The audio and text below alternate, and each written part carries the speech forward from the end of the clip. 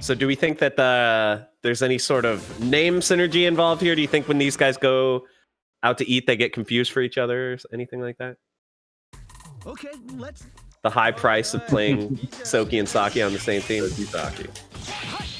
Whoa, we're starting out with the big backdrop. Ooh, goes for the counter, keep himself safe.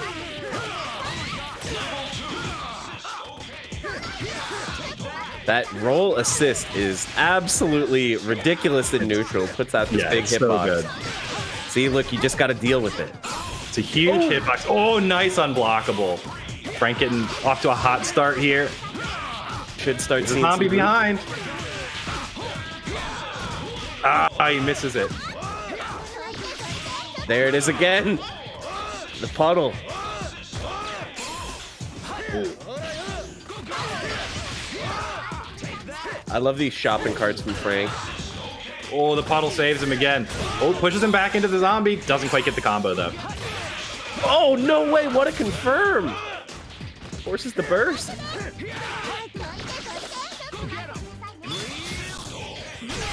Just going for trying to chip out. That's not going to be enough, though. Mashing push block furiously, reducing chip in this game.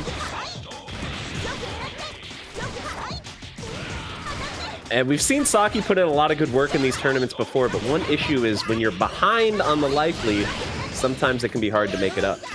Yeah, for sure.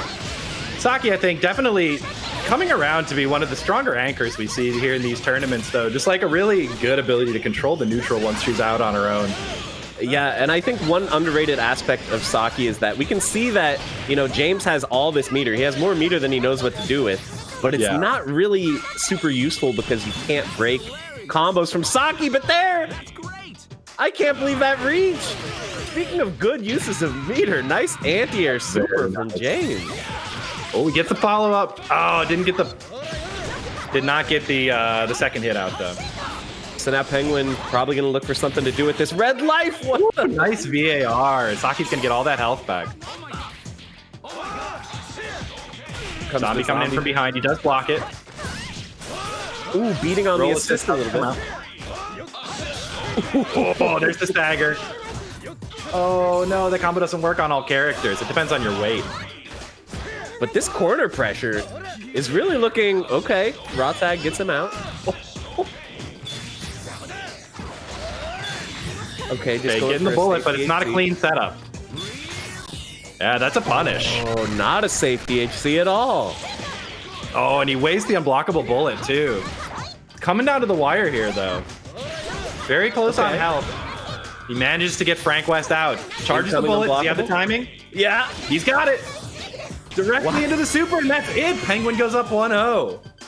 Very nice timing on that unblockable super on incoming. Yeah, it looked a little bit dicey for Penguin for a minute there, but as we were talking about, Saki looking very solid. Throughout these tournaments, we've seen this character put in a ton of work. Frank walking Soki into the corner. Wow, nice. Just instantly raw tagged. Doesn't want to deal with any of that nonsense. Okay, I can't tell. I don't know if we're seeing like combo drops or just sort of things happening too fast for the players to effectively confirm. But you can definitely see we're seeing some situations where a hit is landed, but it goes nowhere. Yeah. I think there's like a few characters in here that just kind of work like that. Between Roll and Saki, you get characters who just don't always have hits that can really convert. By the way, that was a really, really cool confirm from Saki that we saw there with the Baroque and the assist. Not able to pick up off that one, though. Yeah, like, look at this. These little hits just add up. Oh, trying to get the loop there. That's so hard, though. James is the only one I know who would even think of going for that setup, so. Nice knee drop. I'm loving this pressure from Saki. Like, he's just slowly whittling away this health bar. And James is having a really hard time doing anything about it. Yeah, I mean, Saki bursts there, but she's still got 3 meters up on this roll. Wow. Oh, just taps for one hit, but it doesn't pick up. That was so close to being a disaster. Oh, and there goes Saki. Gets the heal. Soki Lots of life in. to work with here on Soki, though. If he can just get a couple hits, that's going to be a lot of damage. Oh, the Frank assist.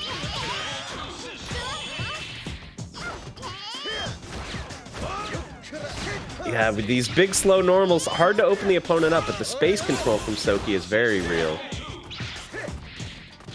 And he's got that long-range jab.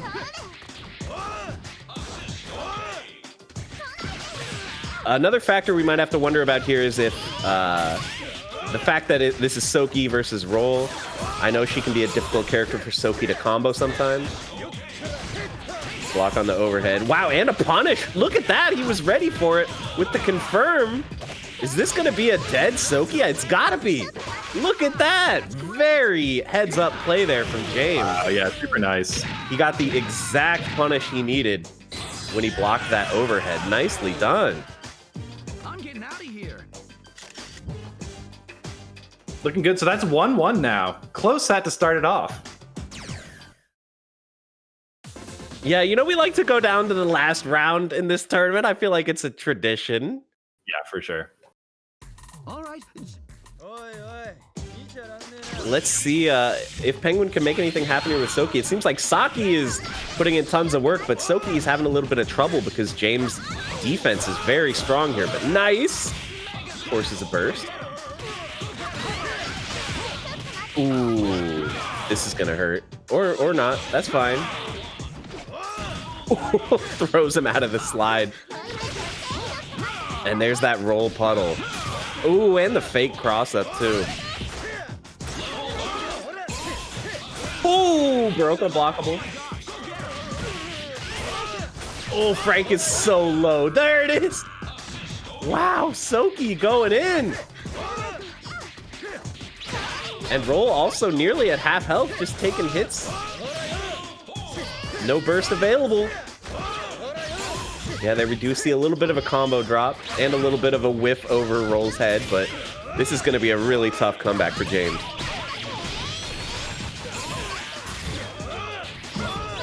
Okay. Soki down and a little bit of healing. The Mega Man life bar slowly accumulating.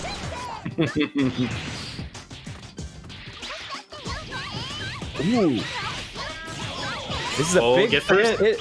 Oh. Gonna get it? No, not quite. That's so hard. This anchor battle looking a little bit tough for Penguin. He keeps getting Roll in on him, and I think that's gonna be it. He's got no burst. Wow, big comeback from James with Roll. Yeah, very nice. Nicely done. Didn't get too afraid there when he had the big life deficit, and brought it all the way back. So now it's 2-1.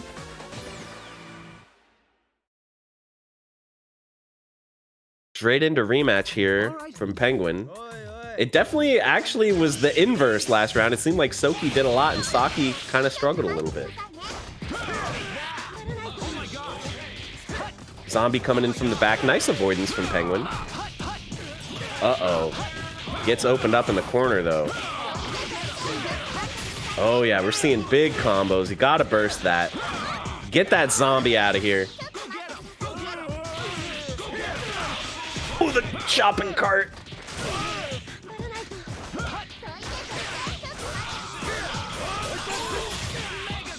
Big Baroque confirmed. Lots of red life lost, and he forced Frank to burst, but this is looking a little tough for Soki here.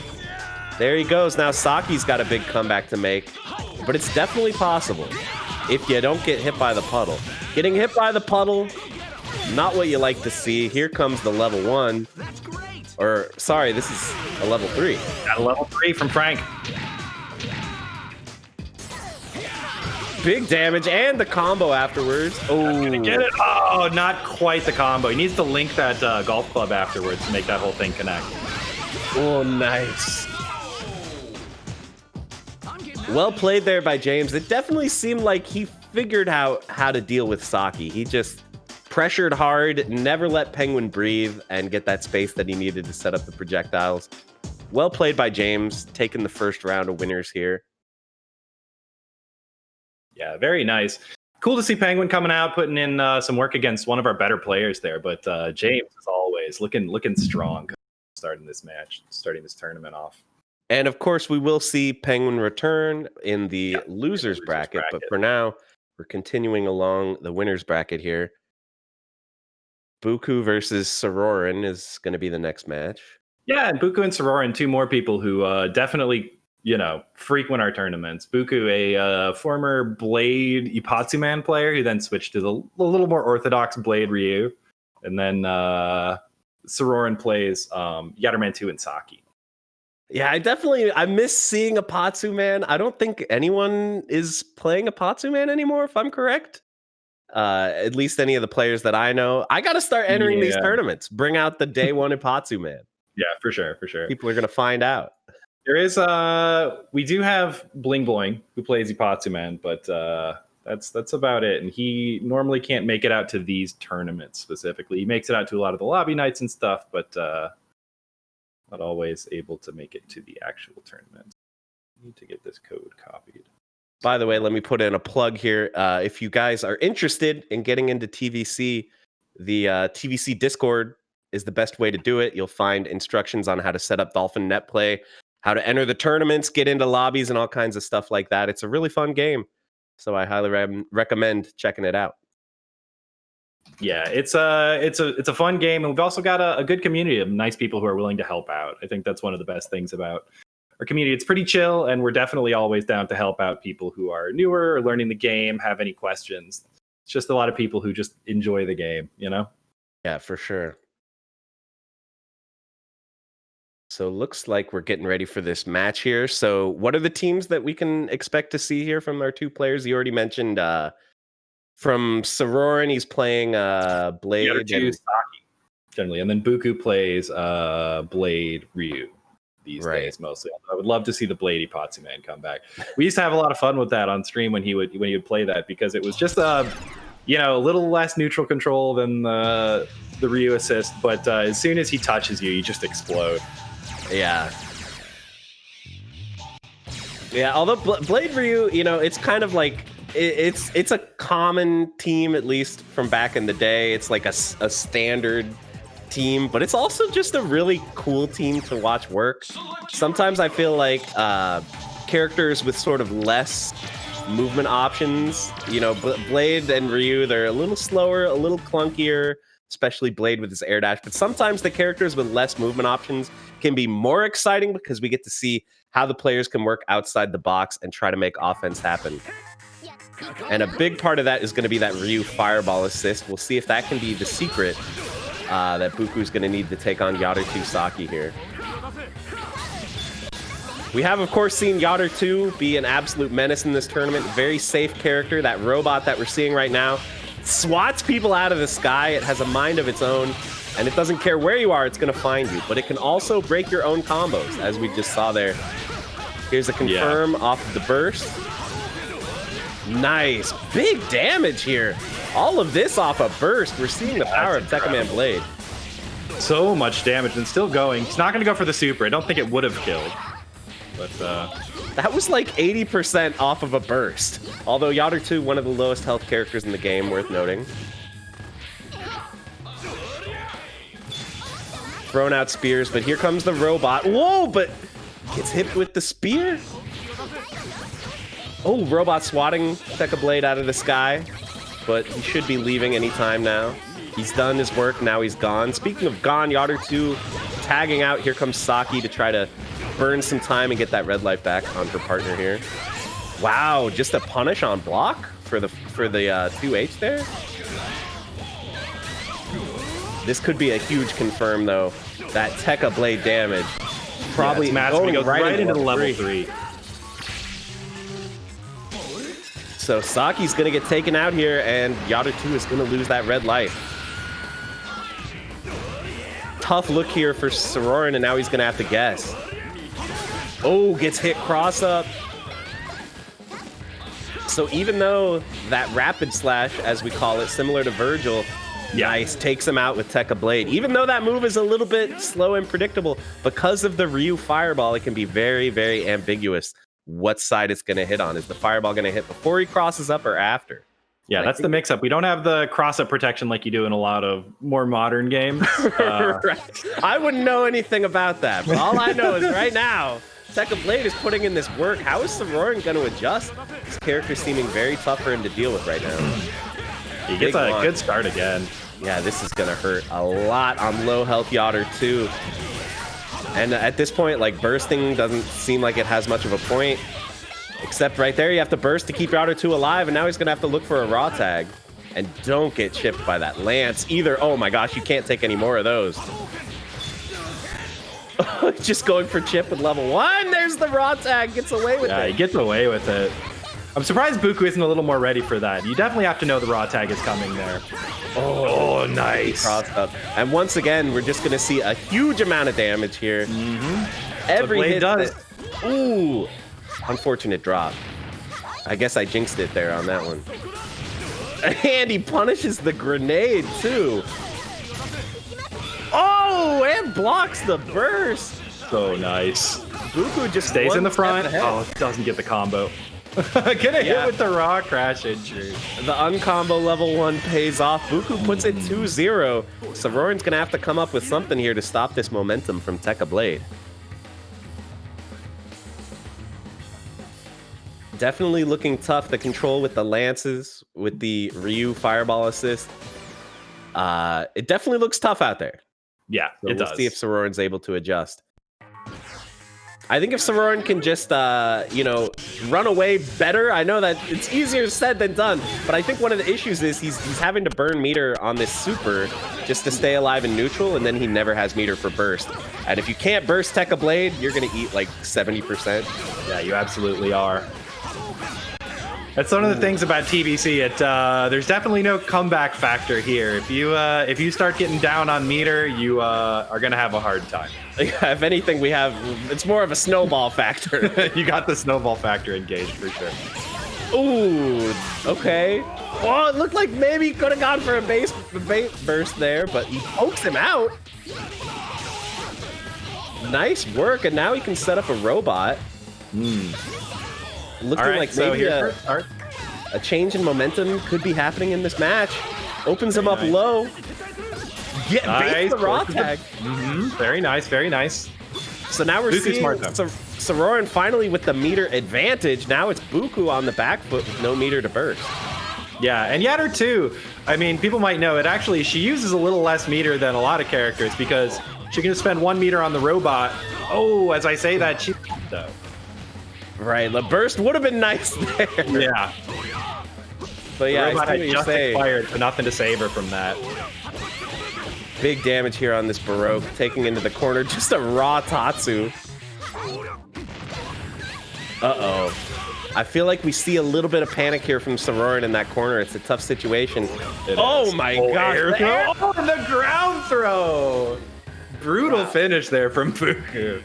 Bookoo looked one step ahead the whole round. You know, it seemed like as soon as Syrorin decided it's time to be defensive and block, Bookoo was ready with the throws. Nicely done. Yeah, absolutely. So, you know, as I said that we like to go to last game, last round, you know, but sometimes there's a bit of a blowout like that. We're early in the tournament. Yeah, we'll really see how it goes. It can happen. Bookoo was looking pretty nice there, though. It was Syrorin's been getting better little by little over these tournaments, but Bookoo was looking pretty crisp there in that one. Yeah, it just seemed like a tough situation to deal with defensively, you know, and the opponent's on top of you. It's scary, like you can push block, but with the Ryu assist and stuff, Blade just tends to get back in. So yeah, absolutely. Definitely a scary situation. Yeah, that's one of the things that makes Blade so strong. You know, we always say he's a top 3 character here. So yeah. Although Yatter 2, you know, obviously one of the characters that's come up a lot in our estimation in the last few years here. Some really strong Yatter 2s working their way out into the world. But we'll see what Syrorin can do in the losers bracket. Yeah, it's funny. For the longest time, Yatter 1 has been considered one of the best characters in the game, which I think is accurate. But Yatter 2's had quite a come up in the last few years. Yeah, Yatter 2 is competing with her male counterpart for sure, I think. That doesn't really have the same damage or, you know, the same combo potential, but The robot is so safe. The spinner is so good. Yeah. The level 3, what is the deal with that level 3? Who thought that was a good idea? Yeah. For some reason, we've got this like zoning control character, and we're going to give her, you know, just for funsies, the most damaging level 3 in the game by far. I don't know if do you think that was a legitimate accident, or do you think like they underestimated how much people would be able to mash? I mean, even if you don't mash it, it's already pretty strong. It's still, even if you do, I would say a normal mash, it's still the strongest level 3 in the game, except for maybe the Polymer Super. I'm not quite sure, but the Polymer Super you need to build up ducks for. So yeah. And I mean, like, as much as, you know, it's like that super is dumb, it does 60% by itself or whatever. Despite all that, I do think it is kind of cool that, you know, there's stuff like that in the game. I feel like modern fighting games, they tend to be a little safe. You don't see, you know, like BB Hood Juggernaut THC. You don't see that kind of stuff in modern fighting games anymore. Yes. Mm-hmm. So it is kind of cool having just that massive damage potential out of nowhere. I think stuff like that is always fun. Speaking of big damage, we got Roll Frank coming in here, and maybe the potential for a Roll power up could be on the table. I don't want to jinx it, but yeah. We have Jaaames and Metaternal. Another great match with Jaaames in it here. So, yeah, Metaternal took the tournament last time, if I recall correctly. He did, yes, and has a couple other times in the past as well. Yes, they're definitely a big favorite this weekend. Someone to watch out for with this powerful, beautiful Joe play. But Jaaames is in. This could hurt. Yeah, forces a burst. So one of the strong things about this beautiful Joe, we talk about this a lot, is he can be a defensive character, he can be a zoning character, or he can be a really hard to block rushdown character as well. Not sure if that was an input mistake there, for he's trying to go for some kind of unblockable setup, but kind of drops the combo there. Speaking of mix-ups, we saw a very tricky fake walk under there from Joe, but loses all of his red life now. I think this is going to be curtains for Frank. Loses all his red life, too. You hate to see it. Yeah, it's kind of tough. When you make an input mistake with Frank there, you know, Jaaames can get away with playing Frank, but you really have to make your hits count, right? That's the upside of Frank, is that when he touches you, you should either burst or die. Right. And if you're not making that happen, then you're going to have a problem. But Roll here, getting some damage here, and more importantly, building the meter. Because if Tekka Blade gets a hit at any point here, you are gonna need to burst. Uh-oh, see? Oh, that was looking like a spicy confirm, but he got another one anyway. Yeah. Gets the relaunch. Builds up another burst there. Nice, pokes him out. This defensive role play from Jaaames, he's kind of bringing it back. I mean, look at the life totals. Yeah. Look. Looking good. He's got the loot. You have to burst, right?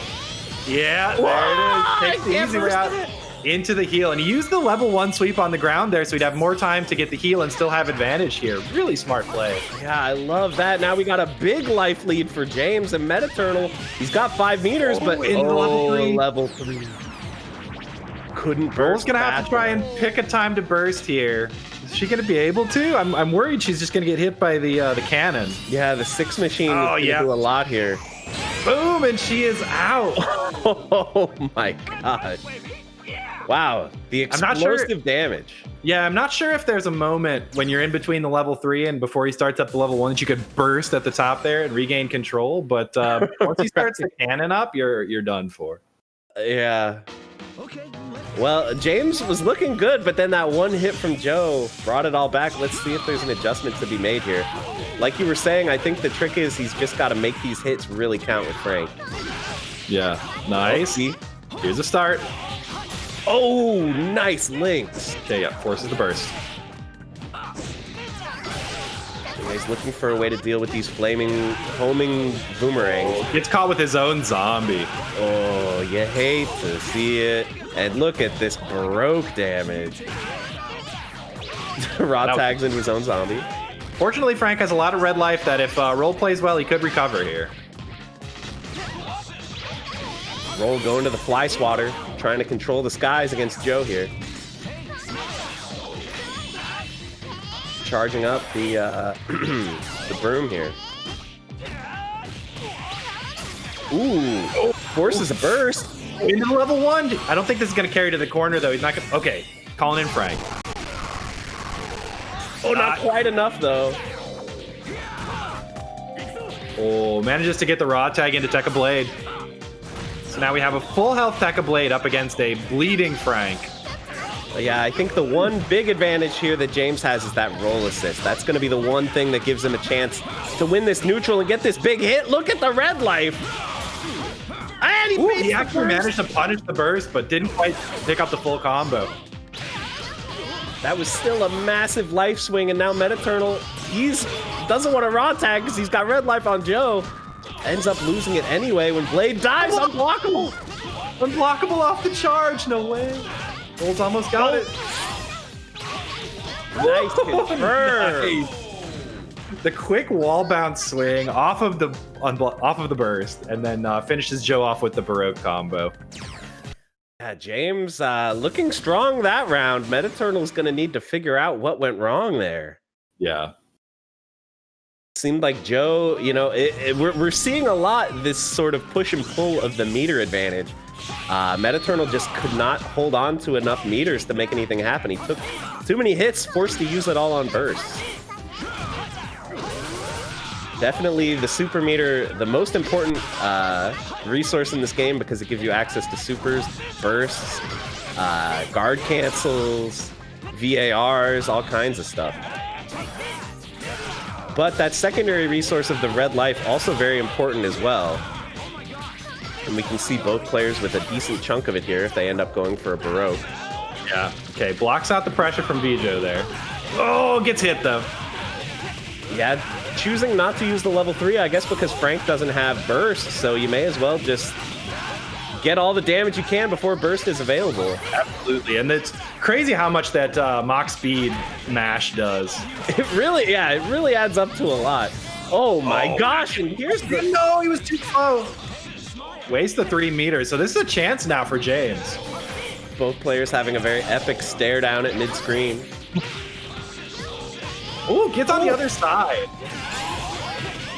Oh, nice. A lot of red life, but it is burst scaled. Not gonna have a chance for the link. Blocks the overhead. This rush down. The bomb! The bomb. Woo. Roll's got some health up on Joe now. That was great patience.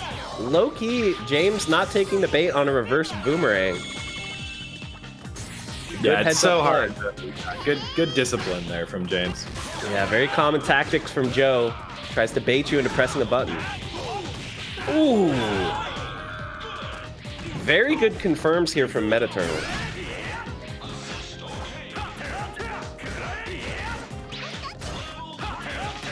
Man, Roll just getting pressured. Tough to get out of this situation on block. Forced to burst. Ooh, okay. Okay, one more of those, and then Metaternal's going to be out of meter. Oh my gosh, going for staircase overheads. This is definitely looking like an uphill battle for Roll, but I believe. I mean, Blade is not even a particularly good matchup for Roll either. She has a hard time playing her, this game against him, and he does take that round. So that goes up 2-1, I want to say, to Metaternal there. Yeah, the returning champ 1 round away from putting Jaaames in the loser's bracket. That would be a nice boon for him early on in the bracket, getting one of the major threats out of the way. All right. But let's see if Jaaames can make an adjustment here. Ooh. Flaming Boomerang coming back.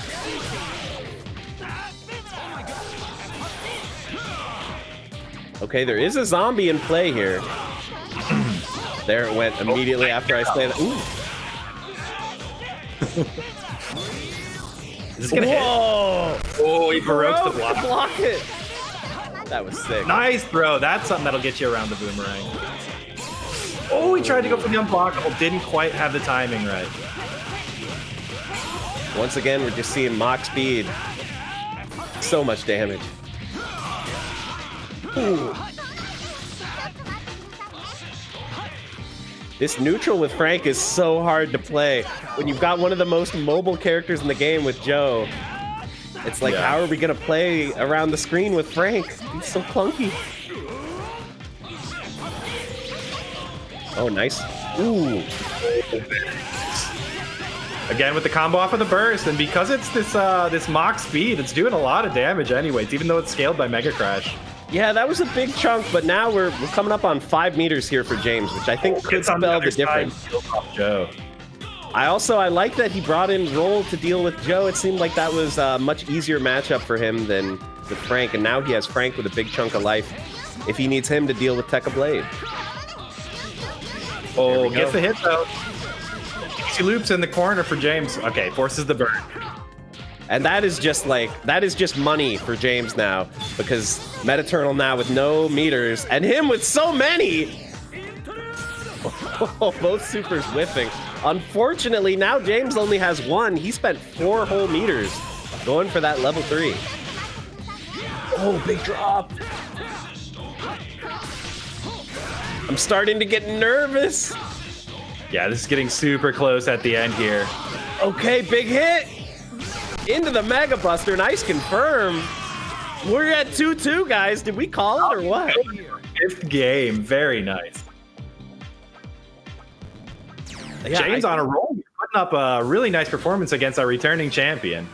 Yeah, I think the big difference maker in that round was, he made sure that he had his better matchups playing. It just seems like Frank was struggling against Joe, so he brought in Roll. Roll was struggling against Blade, so he brought in Frank. Seems like it makes a lot of sense to me.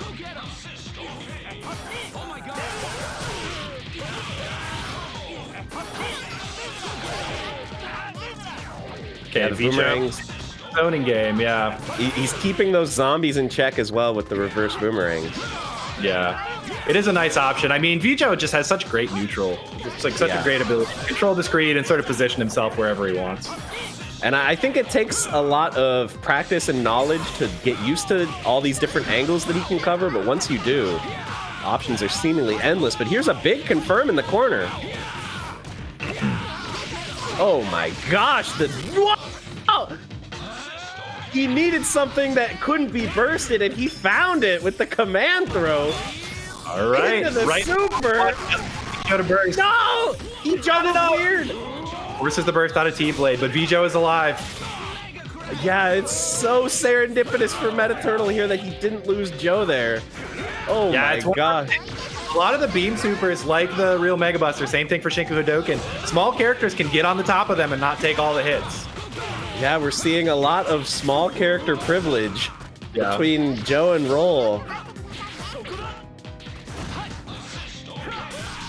Definitely trying to use this puddle to make things work here with Frank. I mean, I was saying earlier that this might be a better matchup for Frank than Roll, but he's having trouble with it. Oh, gets the throw. I thought she was going to get hit there for sure. Oh. Okay, big jump in. Is he actually going to burst this? He does. Okay, Tekka Blade is now in pretty low health. Oh, going for chips here? Real Mega Buster. Mash is like crazy to get not enough for chip. Oh, that'll do it though. What was there?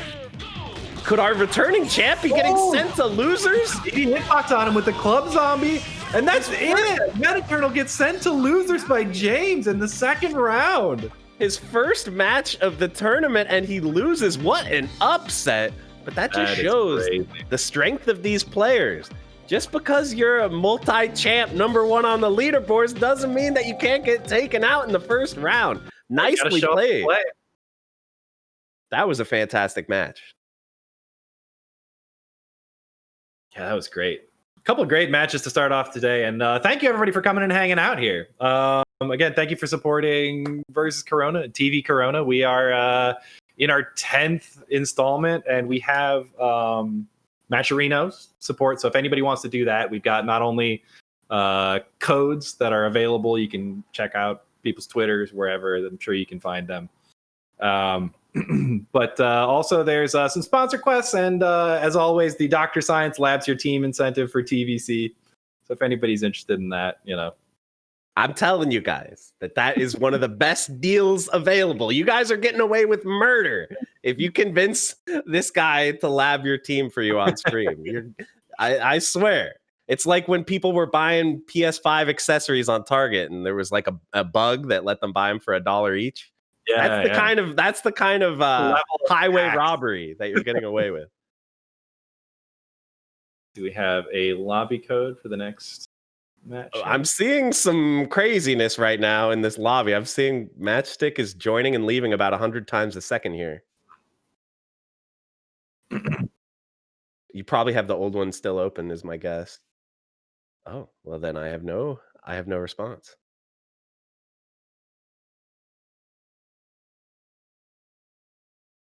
It could possibly be because all of us have controller ports assigned. They need to unassign us.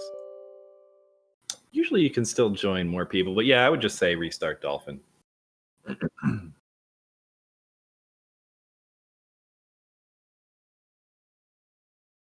Oh, it's still happening. Maybe we need to make a new one.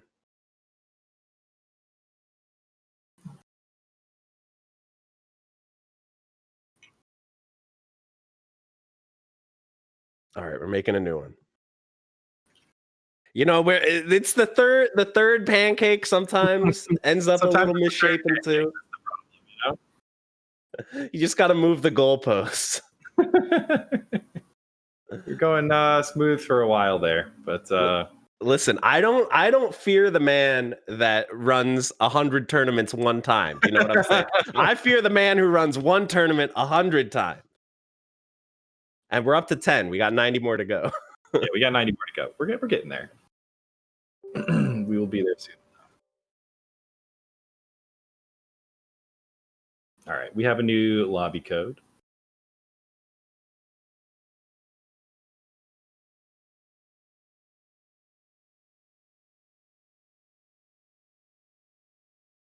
And if this doesn't work, we can always do the screen share thing that we did last time too. We got options.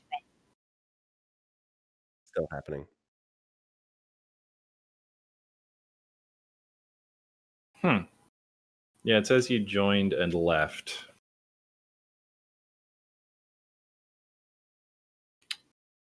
Well, how about we go ahead and just start this matchup, and then Cross, can you share him the? I can't do it until the game starts, but.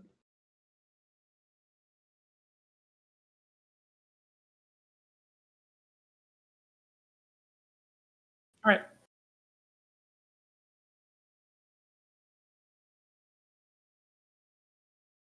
Yeah, we have a game session.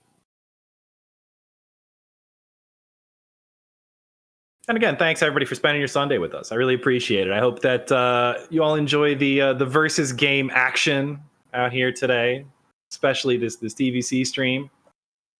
You know, TVC, it's kind of like a forgotten versus game, but I mean, it's a versus game. There's it no definitely is, and like you can see the DNA for sure of how they went from, you know, TVC to Marvel 3. And I'm personally a huge Nitsuma stan, right? TVC, Marvel 3, that was a pretty solid run of versus games there that he put out for us.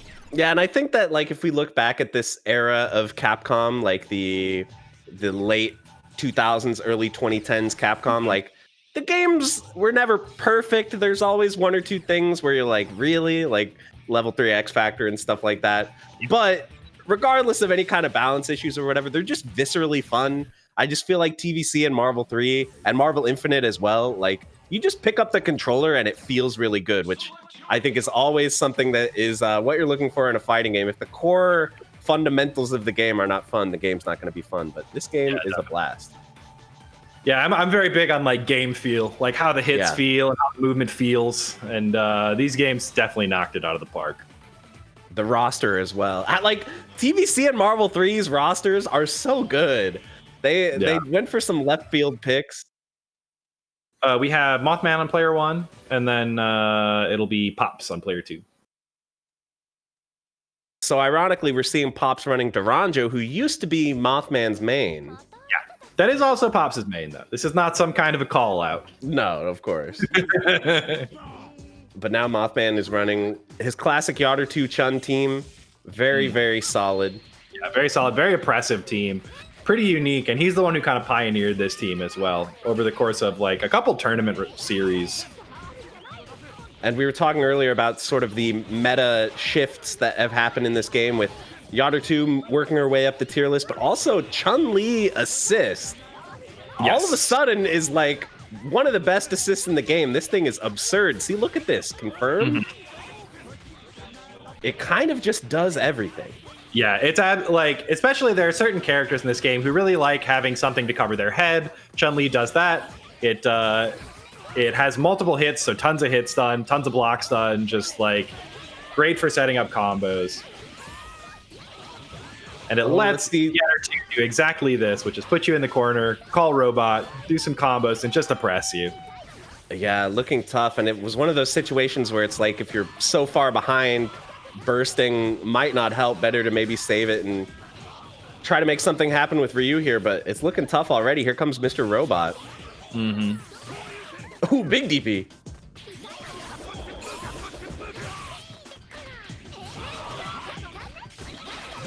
Ooh, opens him up low, forces the burst there. Ooh, I love... Whoa! Oh, gets a 2-hit combo off of one spinner.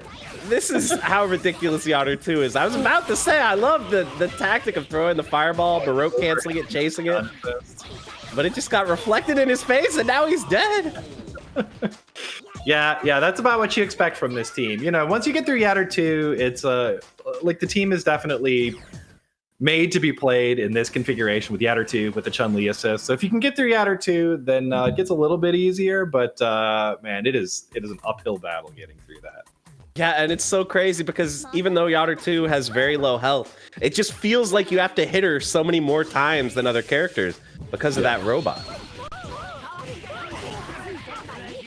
Oh, nice mix-up, but he drops the combo, unfortunately.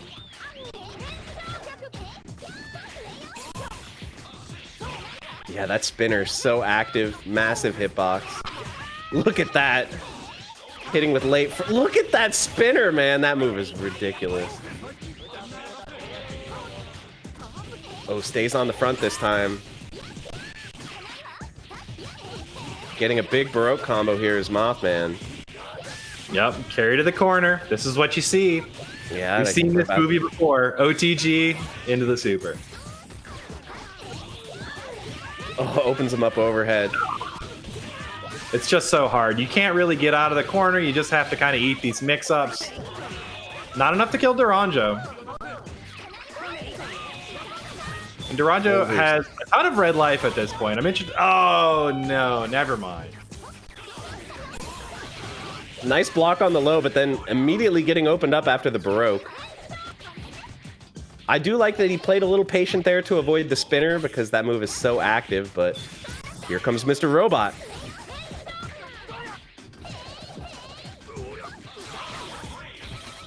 We're setting up the fireball.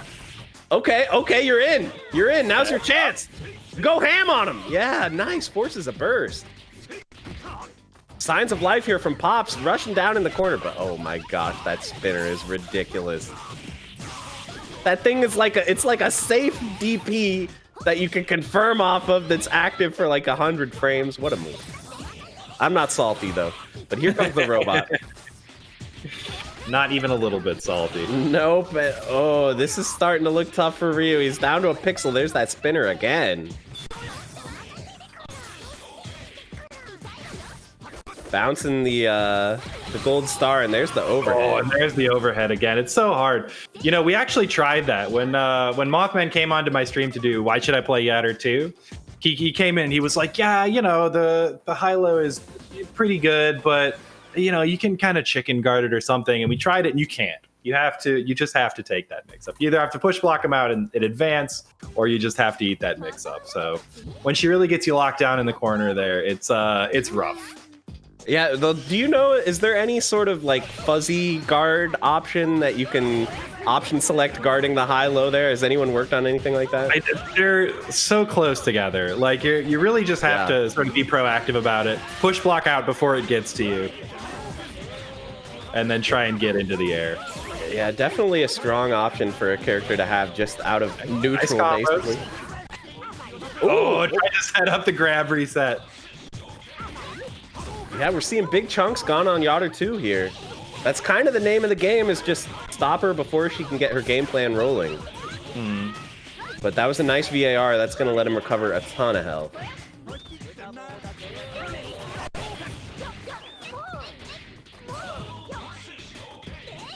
I love that jumping medium from Duranjo, or jump B rather. Huge hitbox. We do have the Chun-Li out now, so hopefully Pops can put on like take control of the neutral here, get a little bit of damage out, you know, not have to deal with this impression. Hopefully he can land something kind of nice here. Yep, here it starts. Very nice. Probably gonna force a burst. Yeah, he should definitely burst here. This is gonna be a lot of damage. Wow. It seems like Mothman didn't trust that that combo was gonna happen. He took like 50% off his Chun right there. Yeah. Ooh. We're dropping boulders. Oh, we're dropping boulders. Okay. Nice, and Ryu Fireball stops Yotter 2 Fireball. And there the exploding palm tree takes out Yotter 2. This is looking great for Pops. Oh, great start for Pops. Gets the overhead. I don't think that's quite gonna kill. Yeah, but I think the level 1 makes sense there to do something unburstable. Now he's just gonna have to do a couple pixels here. A big DP, that's one. Nice, I love. Ooh, there's another DP, gets blocked this time. What's the confirm from Mothman? Goes for a reset. And we're getting the juggle combos. Wow, nice. We're getting the leg combo. Yeah, air combo. She is just on pick-off, and finally he finishes her off. That was actually starting to look scary for Pops. Chun was working for it. She was trying, but he managed to pull it out. All right, all right. Pops putting a number on the board here.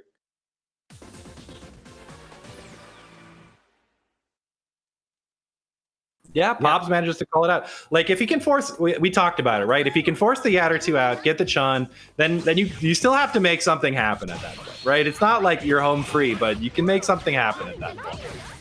Yeah, I think we saw Pops, his neutral with the boulders and the palm trees has been really good, but he is getting opened up now by Yatter 2.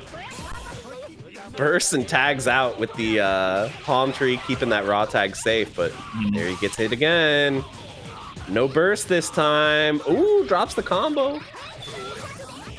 But here comes the robot anyway. The robot is in play. Blocks it out. Yeah, you can tell he just stuck one normal out. Didn't want to get hit by the robot. Oh, the Baroque. So he hits him the other way. He thought he had a punish on that spin. Yeah, that was a great handling of the scramble there by Mothman. You know, when he Baroqued, I think no one was really confident on what exactly was going to happen there, but he looked so ready for it. Oh, nice. Gets him with the spin.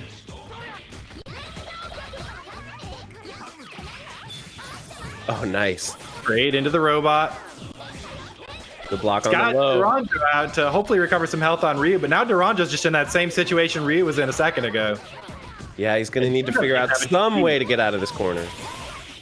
Oh, almost had a burst bait there. And we can see it's a situation kind of like that Joe backwards boomerang. It's just so tempting when you see a whiff, you just want to punish, but then that Chun-Li assist comes out. Very tough. Ooh, anti-air 2M though.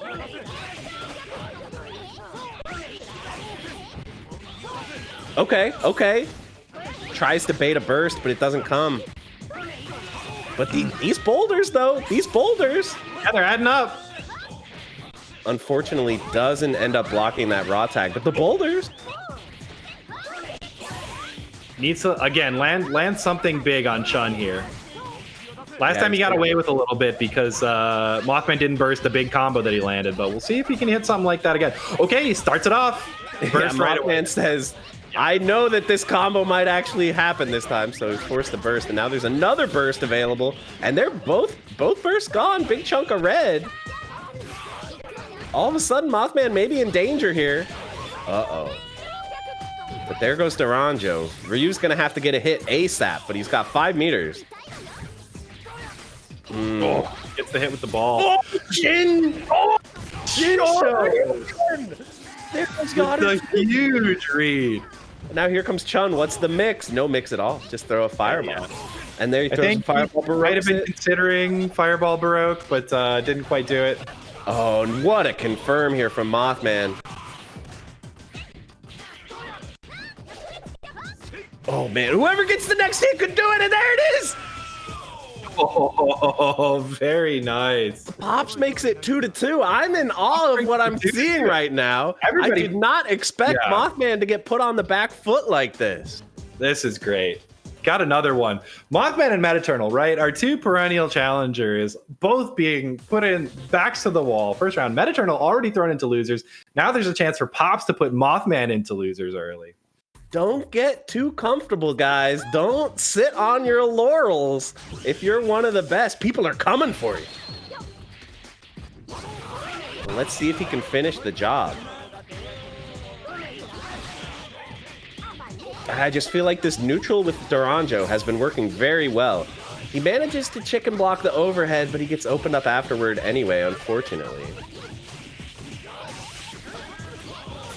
All right, bursts. He doesn't want that robot happening. But I have a feeling we're going to see a raw robot activation right here, and we do. But the nice thing is, you know, you're kind of in neutral, and he gets the back throw. So this robot, not that bad, although, okay, the robot's helping out a lot. Yeah. Pretty good. Yeah, that was a very clutch contribution from the robot. This is looking tough for Pops this time. Yeah, Duranjo's not going to die, but going to be pretty low from this and come into a robot setup. Yeah, he's going to have to look for a raw tag somehow. There, he gets away with it. Takes it out over the slide. Oh, it just goes for the overhead. He checks with a jab and then gets hit again, and there we see the spinner. Oh! Okay. We are seeing some challenges on this overhead mix-up from Yara too. I like it. This game is actually not looking so bad. Yeah. I mean, Pops has the meter advantage. Barely. Nice block. Overhead doesn't have the Baroque low block afterwards. Ooh, he just a couple times there. Good blocks from Mothman. Yeah, and that spinner, man. You hate to see it. Spinner into the robot, and Pops is gonna. Oh no! The robot actually saves him. Sabotage from the robot. Nice block too. But she also doesn't have a lot of health. It's not like you suddenly have a lot of health to work with now. Yeah, but if Mothman can't get in, the health doesn't matter. And look, okay, run away. Nice back throw. He's got to get through this yet or two. Okay, that robot looks so good. Oh, versus the burst. She's at pixel health.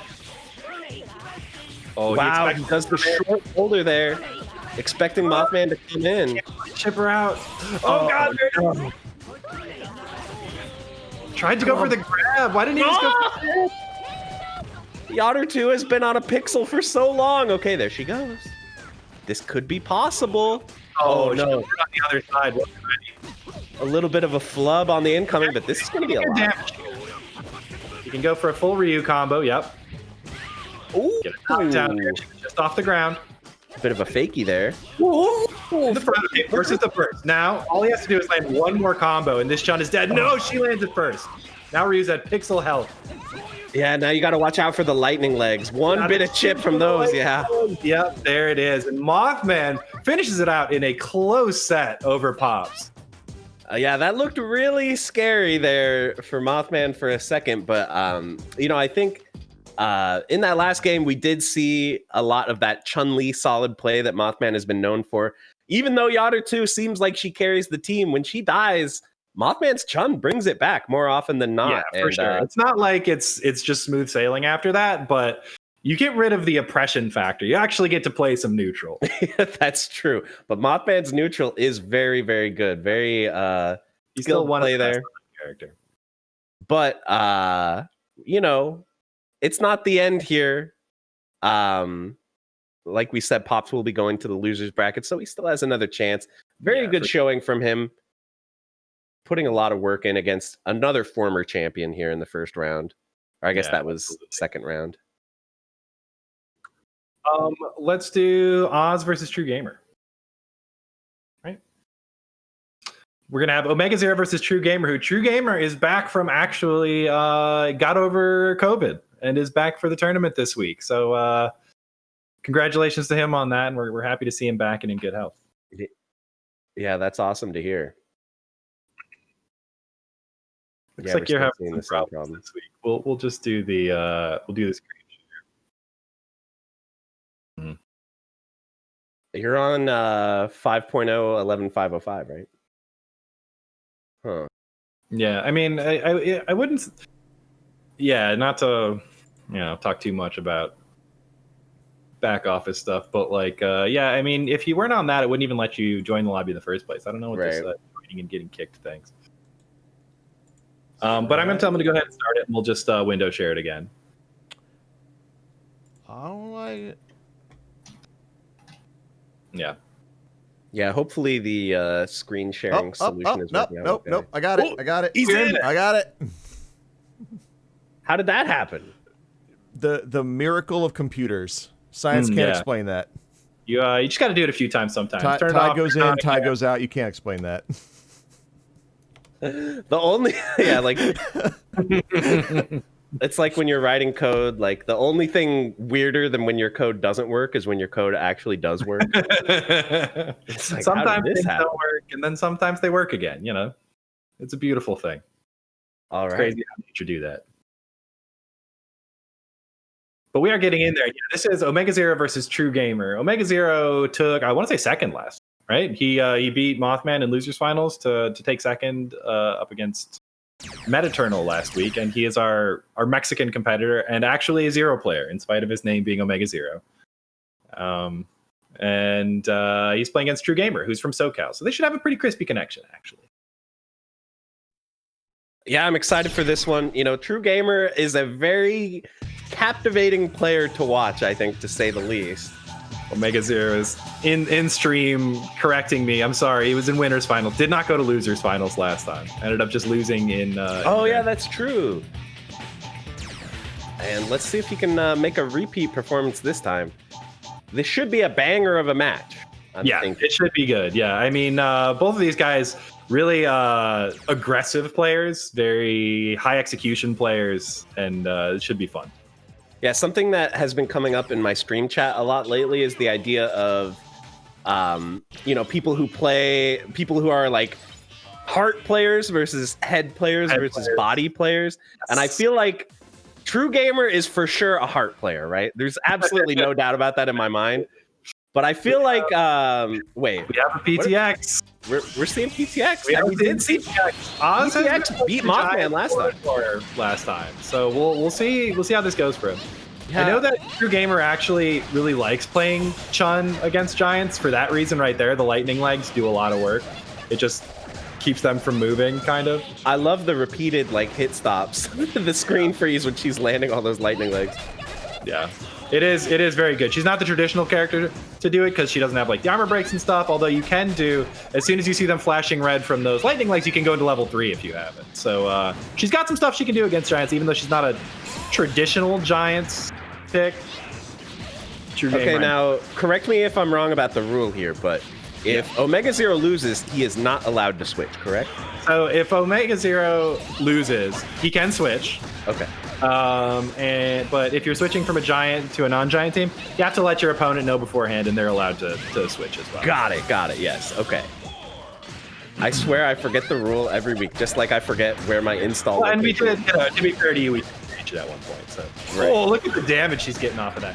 Wow, she really wanted that red life too, but then you just kind of tapped her I think that Baroque might have been maybe not the best decision because now you can't raw tag out. But I mean, the lightning legs are doing their work. Yeah. Although worth noting. I think he was really looking for the lightning legs into level 3 there, but Ryu's coming in, gets hit with the low option. And something that can be kind of deceptive about the Giants here, PTX and Ryu have about the same life. Gets behind him and hits him with the shin. No way. All right, does he have the juggles? What? Oh no, that's not it. I got hyped for the one fireball. Well, at least he connected a fireball. Little bit of damage after the shin show. He's actually in a pretty good spot in terms of life. You just gotta find more damage on with Ryu. He gets hit there, unfortunately. The damage! Oh, God. That's gotta be it! Oh, TrueGamer. I don't know about that DP. The PTX is pretty far away at that point. The DP isn't gonna do much anyways. But, the explosive damage output of PTX there with all that red life. Okay. Let's see if TrueGamer goes for some sort of anti-giant pick here. June the Swan. This was actually my old team back when the game first came out. Justin Wong played this team as well. Yeah, Jun Chung. Yeah, Jun has some armor break stuff. She has specifically a level 1 super that breaks armor, so she can kind of put that to her. Do you know, does her reverse DP sort of hit grab work on Giants, or do they just armor? That's a very good question. I'm not sure if the non-super version works. I know at least the super version of it does work, but oh, she's getting hit over. That was a very tricky. Oh, just raw tag. Manages to get the burst there. Oh no, he doesn't break the throw. You gotta mash out. There we go. Yeah, for anybody who doesn't know, you just mash out of giant throws. Right, so it's not strictly like a reaction test. It's more of like a amount of inputs thing. These jabs. Yeah, TrueGamer, you know, he had some ideas, but I feel like he's really got to switch to a harder giant counter pick team than this. Oh, that was a good Baroque, though. It was good, yeah.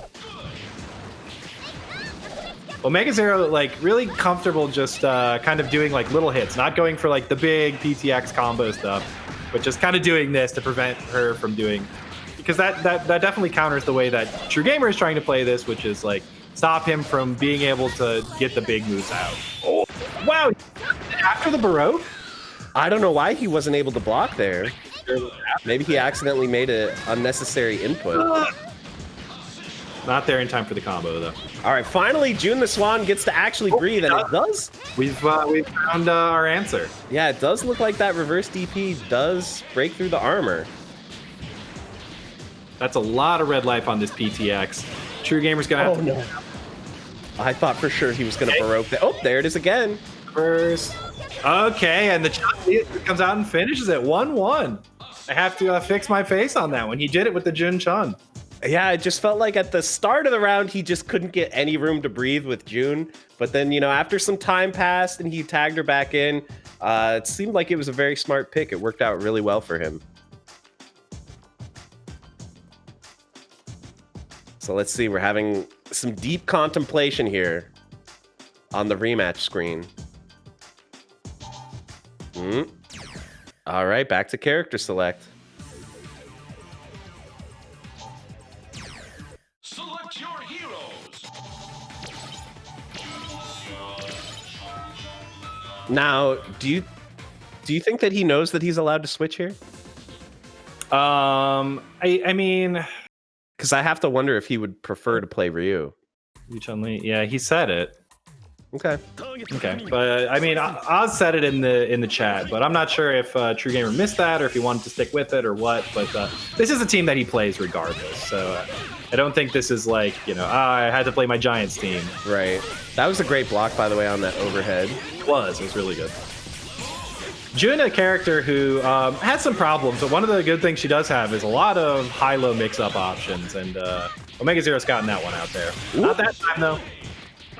Yeah, I love playing June, but I will say the number one thing that annoys me about this character is she has that Seth problem where she has like a million special moves and the special inputs overlap.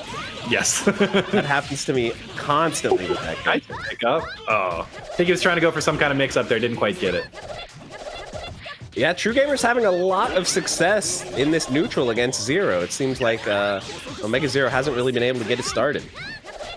Yeah, in spite of June being theoretically low tier here, he's put in some pretty nice work against the Zero. That trade helps too. Oh, nice. Jumps on the impossible setup, but still gets hit. So TrueGamer, unfortunately, now doesn't have any burst meter. So that means, okay, actually gets out of there. OmegaZero drops the combo. Okay, forces the burst, and Zero is now... Oh, gets hit by the Chun assist that pops out from the reason.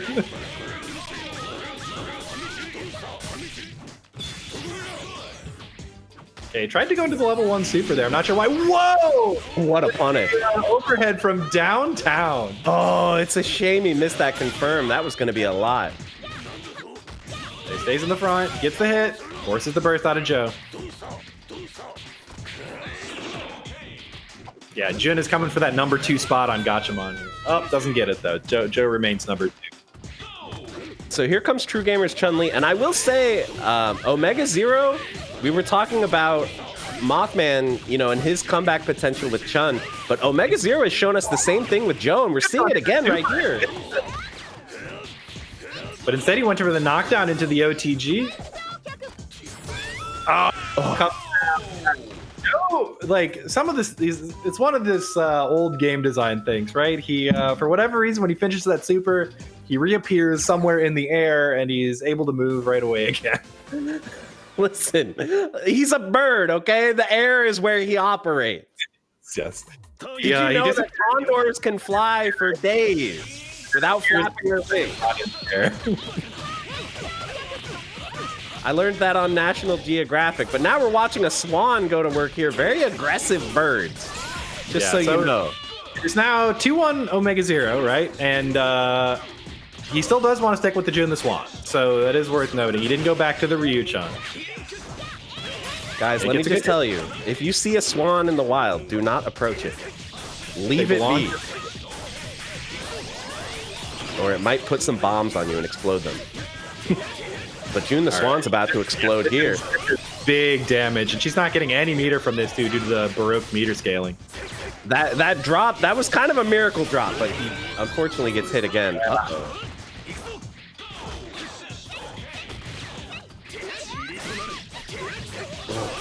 The stagger. Yeah, we're just seeing, you know, Zero, he's able to do his thing this round. He's gotten in and he's stayed in.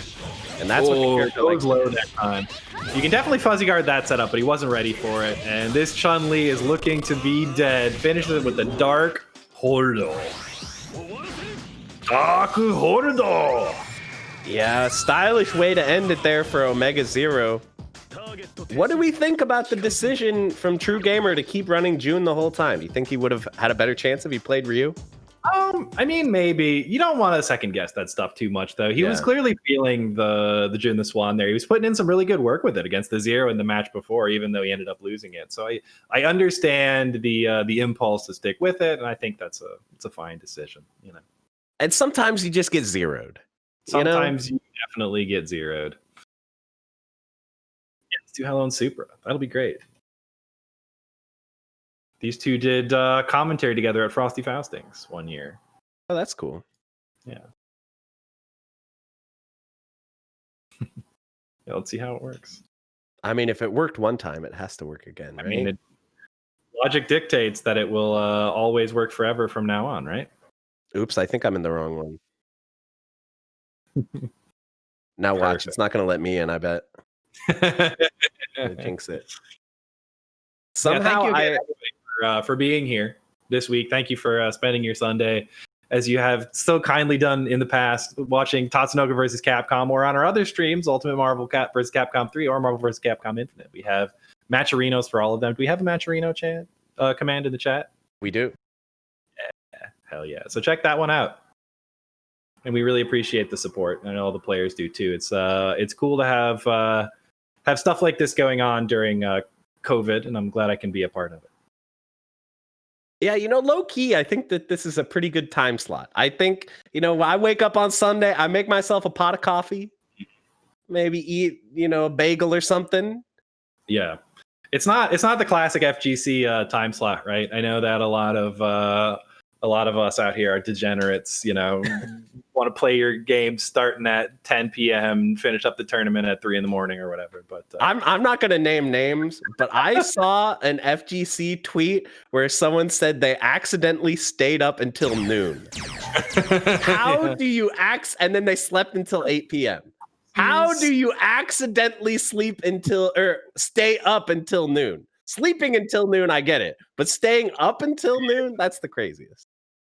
I'm not going to say I've never been there. I've had periods in my life where I was on a less consistent sleep schedule, was a little less disciplined in my lifestyle than I am now. I think we've all gone through dark periods. I remember I lived with my parents for like 6 months after college, and there were times when I was seeing the sun come up, and I was like, man, maybe I should go to sleep now. Yeah, back when I first started going to Evo, right? It was definitely like, it's the last night of Evo. Let's just keep playing until we have to, you know, all night until we have to leave for our planes the next day or whatever, you know. How else are you going to sleep on the plane? Yeah, right? If you get a good night's sleep, then you're just going to be bored when you're flying back. All right, so we're seeing that Morrigan roll. I love this team. I love both of these teams. These are both really sick teams to watch.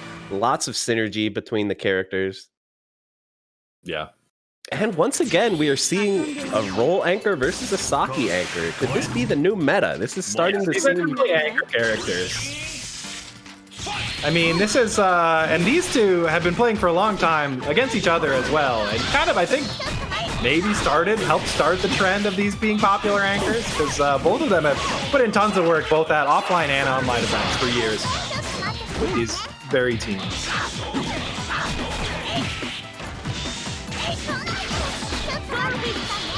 All right, let's see what is the game plan to control this Karas. Look, he's got the spinner. It's not, listen, this is the inferior spinner. I'm just gonna say it, but it still gets work done. All right, burrow combo. Oh, big overhead. Gets away with the raw tag, but Supra is looking pretty good here with this carrot. Yeah. Karas is in there to try and build some meter and then hopefully set up some Saki shenanigans later on when she comes in. So an element of concern here is the team hyper combo, correct? Yes. Yeah, but you need Saki to be on point for that to work out. So he's going to have to get Karas down. Push her all the way to the corner. You can't match off that. You kind of just have to take that as he pushes you to the corner. Ooh, okay. Look at these kicks! In the front. Oh, this character is looking clean right now. We know Karas is hard to play, but Supra's looking good with him right now. And he stuffs the raw tag somehow. Let's see if he looks for a raw tag or anything. Oh, crossover counter. Very nice. Takes out the Karas. So he's not going to have the threat of the team hyper. But he did hold on to his meter, which I think may have been the intent here. Yeah. You can see the big orb stops the Morrigan fireballs. And now I think, again, this element that I've talked about so much might come into play here, where even though Hello has 5 meters, they are not as useful as they are against a normal character. Saki is not going to put you in combos that you're going to want to burst. It's just not how the character operates. But the more meters that Roll has, the more health she can heal. So that could come up as well, especially with these safe DHCs that Roll and Morgan have together. Yeah, this is a hard matchup for Rolda, since she doesn't really have anything. A big thing that helps you fight Saki is if you have forward-moving projectiles in the air, so you can kind of get up above her angles and at least put some pressure on her when she's up at the top of the screen there. And Roll doesn't really have much like that. Right. Yeah, he's just trying to find some way of utilizing all these meters that he has. Yeah. That helps. Okay, get the heal onto Roll. That's nice. Oh, I think he was expecting a command grab there, but got hit by the beam. Nice. All right, now we're seeing Saki with 5 meters. Though keep in mind, Hello does have the life lead with coming up on 10 seconds on the clock. Although maybe not anymore. It's very, very close. That helps. Loads the unblockable. Oh, no. Supra, you got to do something. You got 6 seconds, man. What's the plan? I don't think anything's going to happen here. There's no way. Even with TVC seconds, there's just not enough. Yeah, I mean, like, that's fine, but that's not enough. Yeah. I think Supra needed to come up with the plan there. Yeah. Running out of time with 2 meters left is not going to help. I think maybe he should have gone for an unblockable earlier or something.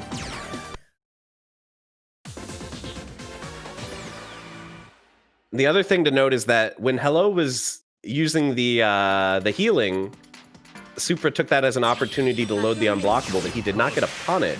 So maybe he would have been better served just firing off a standing C and then loading the unblockable later. Hard to say, but it seemed like a little bit of panic there when the timer got low, and that worked out well for Hello. Hello definitely likes going for that kind of a strat. He's someone who likes getting the heals up with roll, getting himself in just an advantageous health situation, and just like kind of letting the clock run down and see what happens.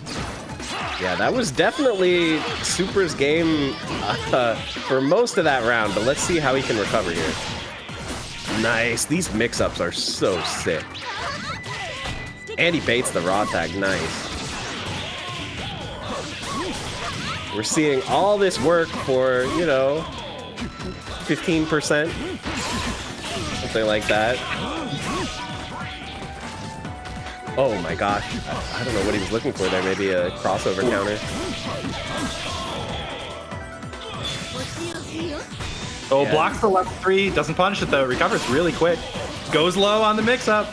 I can't believe he managed to bait out that level 3. That was a lot of awareness. Really good. And we can see, like, Karas, you know, he landed like 8 separate hits there, and all of that added up to getting a pretty huge life lead for himself here. Price you pay for having large normals. Yeah, and ridiculous mix-ups. Oh, trades. Right into level 3. three. Oh, she should be dead from this. She's got low health. Get the anime. Oh my god. Let's see if he can kill here. No burst available. Oh, he goes for the overhead. Oh, we got a 1-1. That was a masterclass in how to play Karas, man.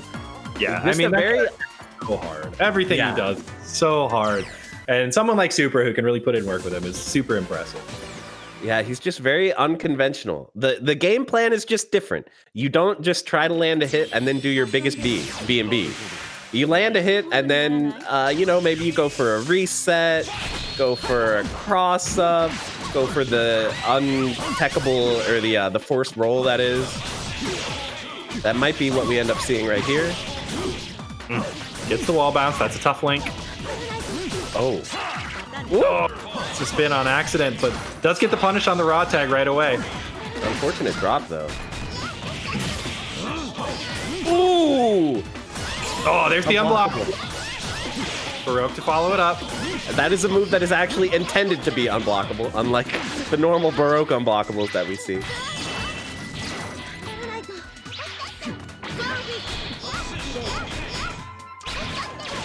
Oh, hits her out of the startup of the sweep there. Nice push block. Wow, going for a setup there with the assist.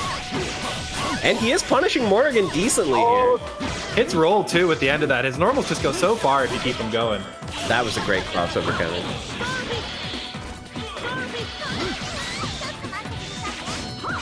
So, you know, even though in this game, happy birthdays are not really a thing, I do think that Supra did a decent job there of getting that damage in on Morgan when he could. Now that she's in here, not that much health to work with.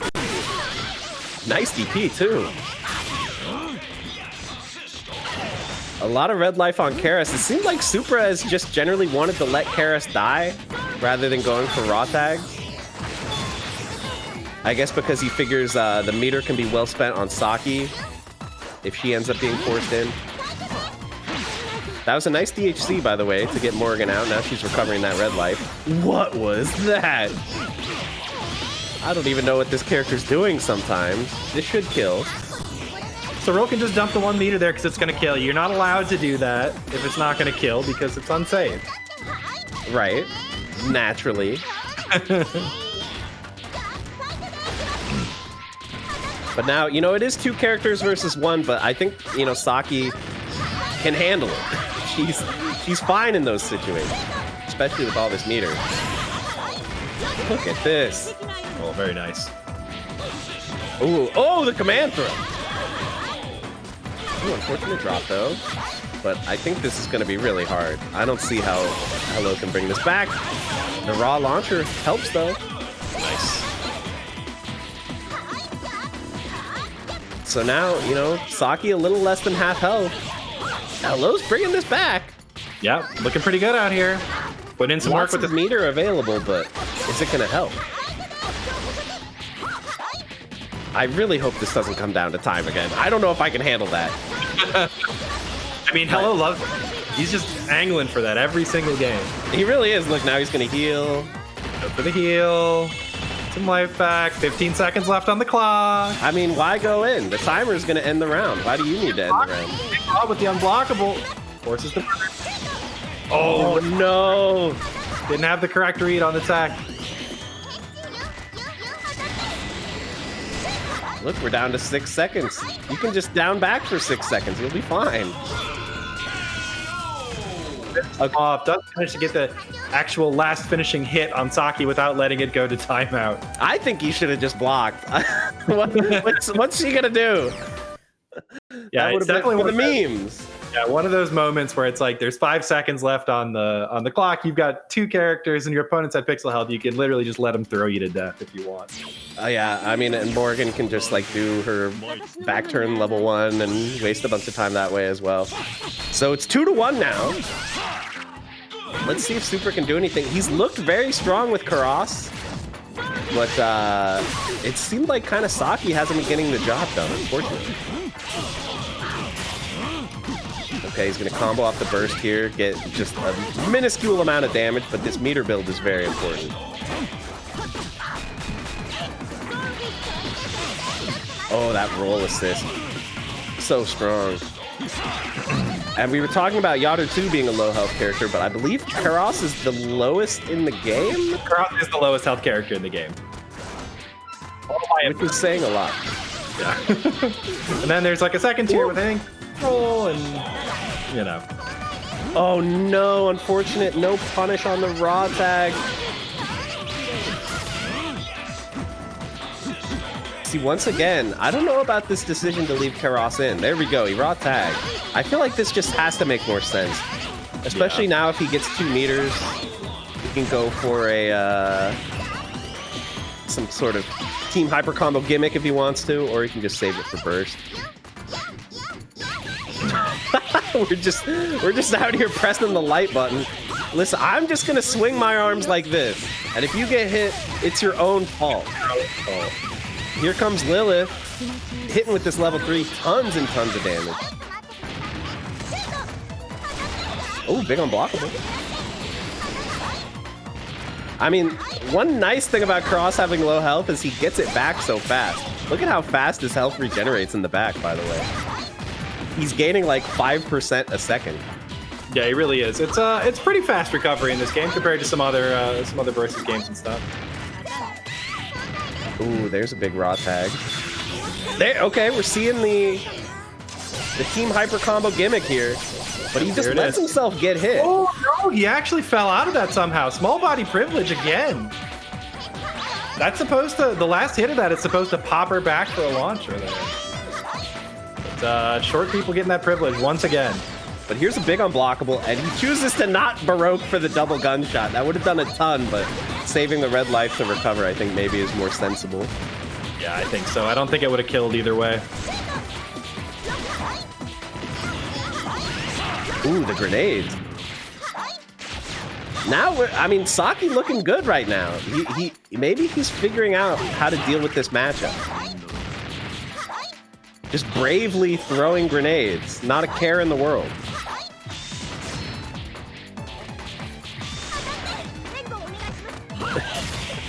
Classic guerrilla warfare tactics. Okay, this could be huge.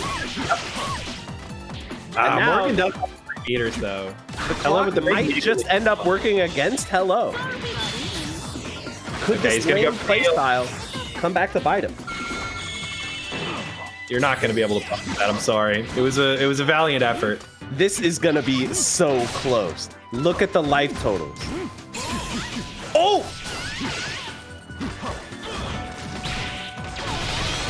Oh, gets the hit on top. He killed Morgan!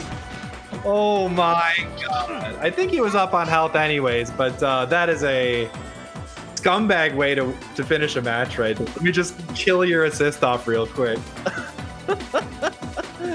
Wow. Hello saying, listen, I don't care what the people have to say.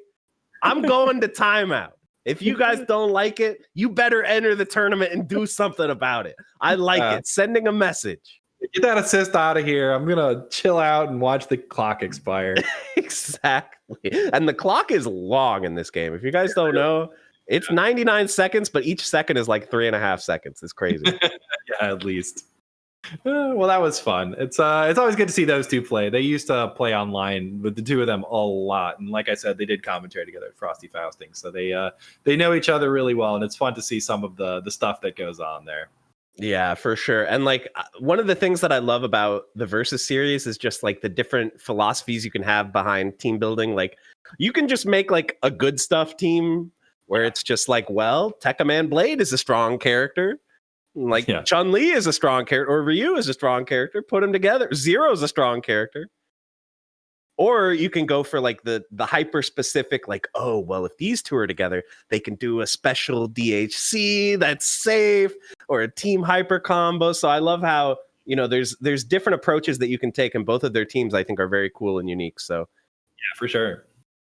Always an interesting matchup. But now it looks like we're moving on to Bookoo Jaaames. Is that right? Yeah, this is another good one. We got good ones coming out. Another good match in the pipe for you guys. And we saw Bookoo and Jaaames both today already. I feel like we've seen Bookoo once. Jaaames we might have seen twice already. I'm not. Yeah, that is correct. And Jaaames hot off of his win against Metaternal. Let's see if he can carry that momentum. What an upset.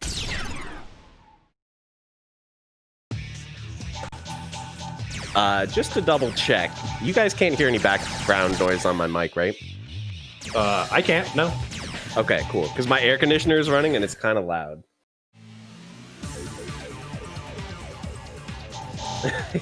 Yeah. Select your heroes. Speaking of, is anyone trying to get that 3080? Anyone trying to... Or yeah, either way. Wait, is the 3090 the one that's like $1,500? Yes. Yeah, that's a no for me, dog. It's gonna be a no for me. I don't know. I might be trying to get that 3070. You feel me? Yeah, we'll see. I don't think I'm like quite in the market for building a new PC just yet, but maybe soon. See, I just built one this year. Oh, I guess maybe we shouldn't talk about this. There's a match happening. I'm trying to get the tangents going, but you know, Jaaames is in here with Roll, putting in work on Tekka Blade. Oh, go overhead. Nice. You don't see it too much out of Roll. Nice. Works out. Corner. Ooh. Oh, you got more? Oh. Directly into the level 1. And that's it. Nice with Jaaames. Jaaames, absolutely on fire this week. And the little cross under. Okay, this could be a lot of damage. Forces the burst.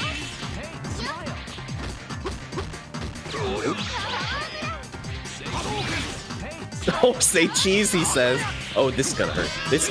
Ooh, no, it's not. No, it's not. I jinxed it. I'm sorry. Never again. Ooh, we gotta punish those though. Everyone just bursting as soon as they get hit, which is smart because both of these teams are capable of throwing haymakers. Yeah, Ryu not able to finish that up there because of the puddle. He knew he was just gonna slip. Frank West swinging for the fences with these golf clubs. I guess that's a mixed metaphor, but bursting the Ryu combo. Baseball bat too. It's all good. There it is. You see? Yeah, looking like Jose Abreu. Shout outs. All right, Ryu getting the big combo here. He's playing golf, playing baseball. What is it? Michael Jordan? Okay. Space Jam. Big Shin Shoryuken, though. That's going to be a kill on Frank. Frank is out of there. It's just Roll coming in now. We'll see how this goes against Ryu. Jaaames had a really strong start this round, but he's down to just Roll now. Might actually be winnable here for Bookoo. Yeah, especially after he forces that burst there. Yeah, both players about even on meter. Some little hang-ups. Yeah, I'm getting that on my end as well. I know.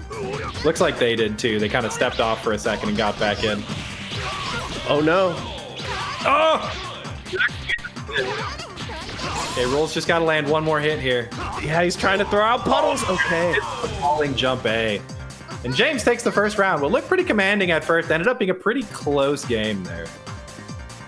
Yeah, these are both Frank West and this Tekka Blade team. You do not want to eat a combo.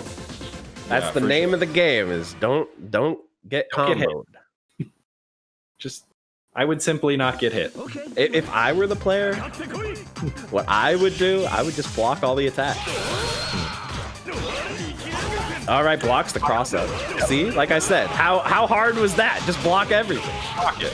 All right, gets the combo started with the red cart. Gonna have to use roll assist to pick up here. And now he's got a zombie at play. That was gonna keep going for a while, so he needed the burst. Oh, he's still being hit. I can't believe that hitbox is still active on the zombie.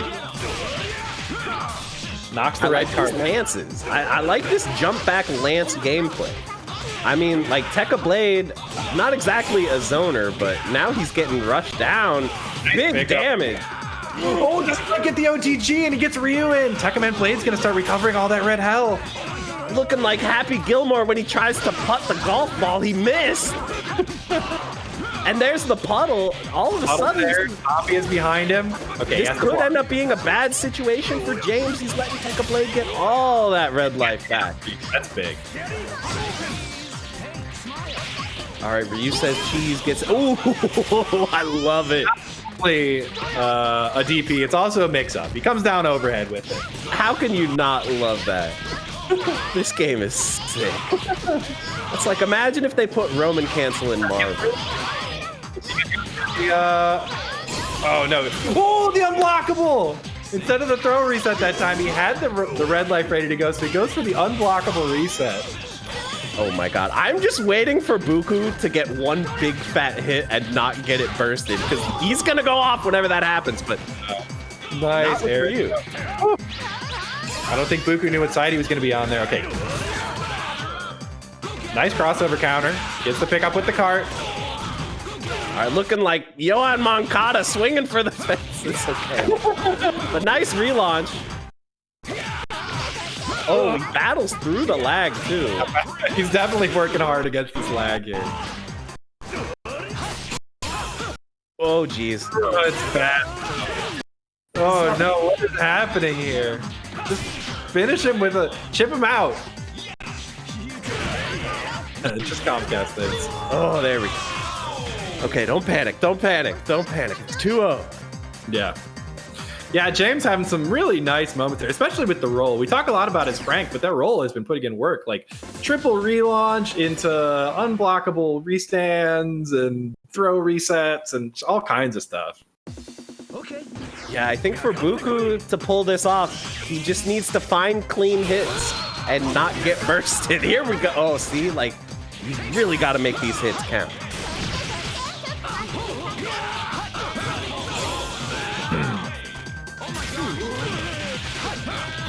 Nice. Oh, jeez.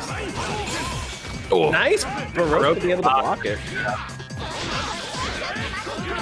James looking really crisp out here today. Yeah, I mean, for sure. Taking the match against Metaternal and now... Yeah, going straight into this kind of gameplay, it's looking nice for him this week. Oh, the forces the burst out of Blade. And baits the raw tag, too. No burst meter to save you now. Yeah, let's see how much he's able to get here, because it could end up being quite a bit. Oh, a bit of a drop. Small lag. That zombie.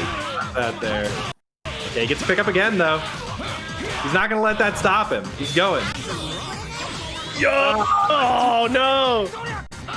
It's not quite the right timing on that. Feels bad. But what if? That's all I got to say. What if?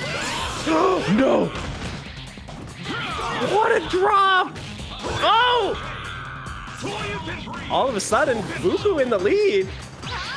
Are the turntables? How the turntables. Okay, forces the burst out of the Ryu. Yeah, I don't know about that burst. I feel like Ryu is so close to dead that maybe he should have just saved it, although he didn't want to lose the red life, so instead he just raw tags and loses the red life anyway. Mid-screen relaunch. Oh, burst bait! Don't you dare drop this. I know it's small roll. Nicely done. Bookoo brings it back. Takes a game.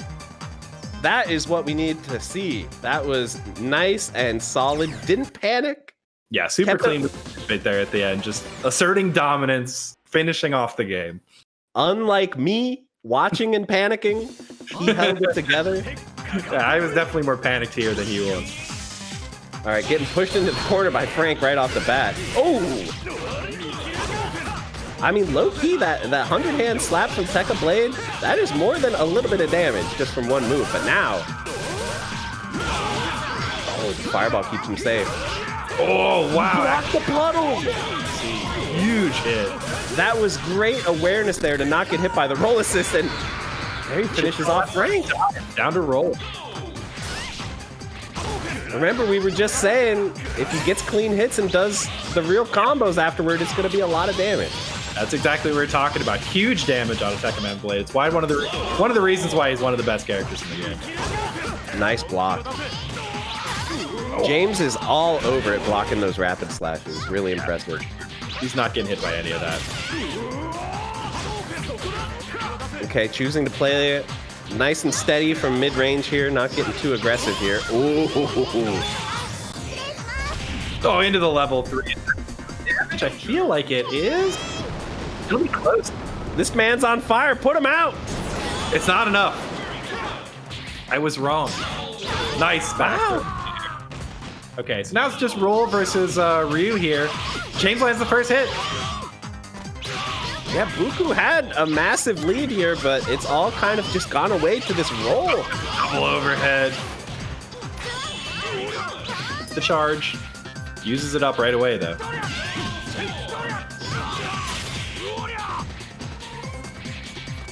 So this roll has come all the way back at this point. Yeah.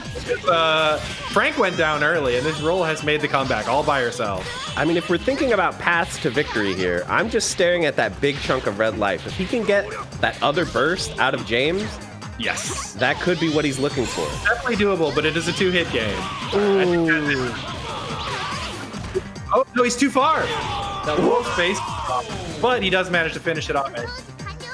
Closes it out with a fly swatter. Nicely done by James. Now won 3 matches in a row. Really fast here at the start. Great. All right. So that was we have a rematch from last week or last month. this month. We have Oz versus Mothman coming up. That's going to be a fun one. This is the one where we saw OmegaZero pull out the PTX for the first time and took it over Mothman, who has historically had trouble with that matchup. I think the big question that this is going to decide everything is, has Mothman gone to the lab and worked on some anti-giant tech? That has seemed like maybe one of the biggest weaknesses in his game plan is he's not prepared for the matchup. So let's see if it can go any different. Or maybe OmegaZero just picks 0 and this doesn't come up, but we'll see.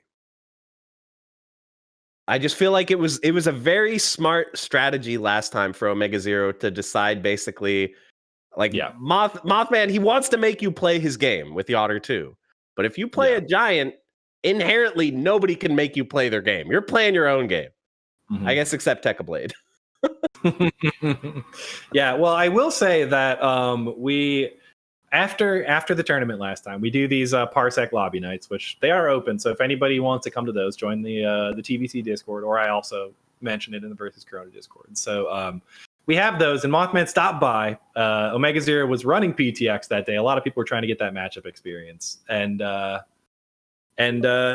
Mothman at least said that he had hit the lab on that matchup and had some new stuff already at that point, which was only a couple days after the last tournament. So hopefully it looks a little better. Uh-oh. MatchStick's still having trouble. It's all right. We can screen share.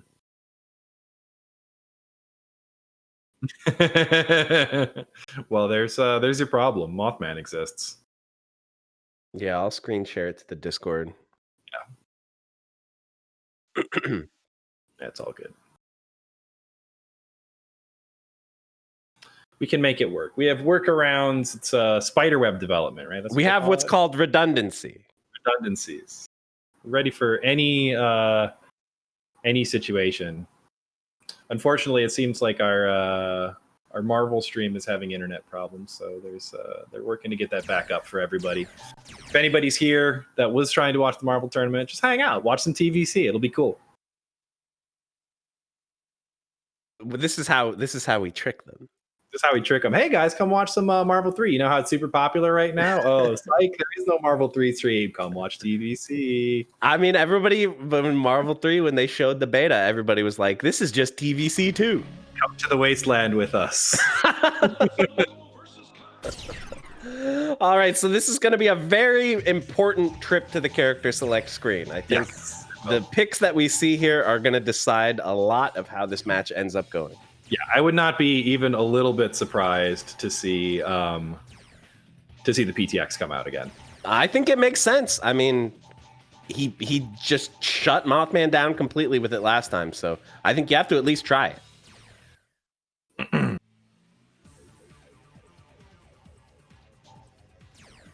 Select your heroes.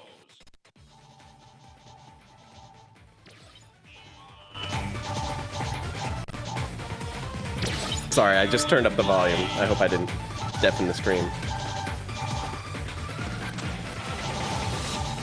Okay, so we are double Tekka Man? I would love to see that. Yeah, I mean, you know, that's definitely the play. Oh, Tekka Blade Saki. Yeah, this is nice. And I think that this also, you know, we saw TrueGamer try some different stuff against the PTX before. It ended up working out pretty well for him, but I think this is more of a classic approach. Both of these characters have some armor break stuff. They've got some good angles that they can approach from that are hard for PTX to cover, like way up at the top of the screen.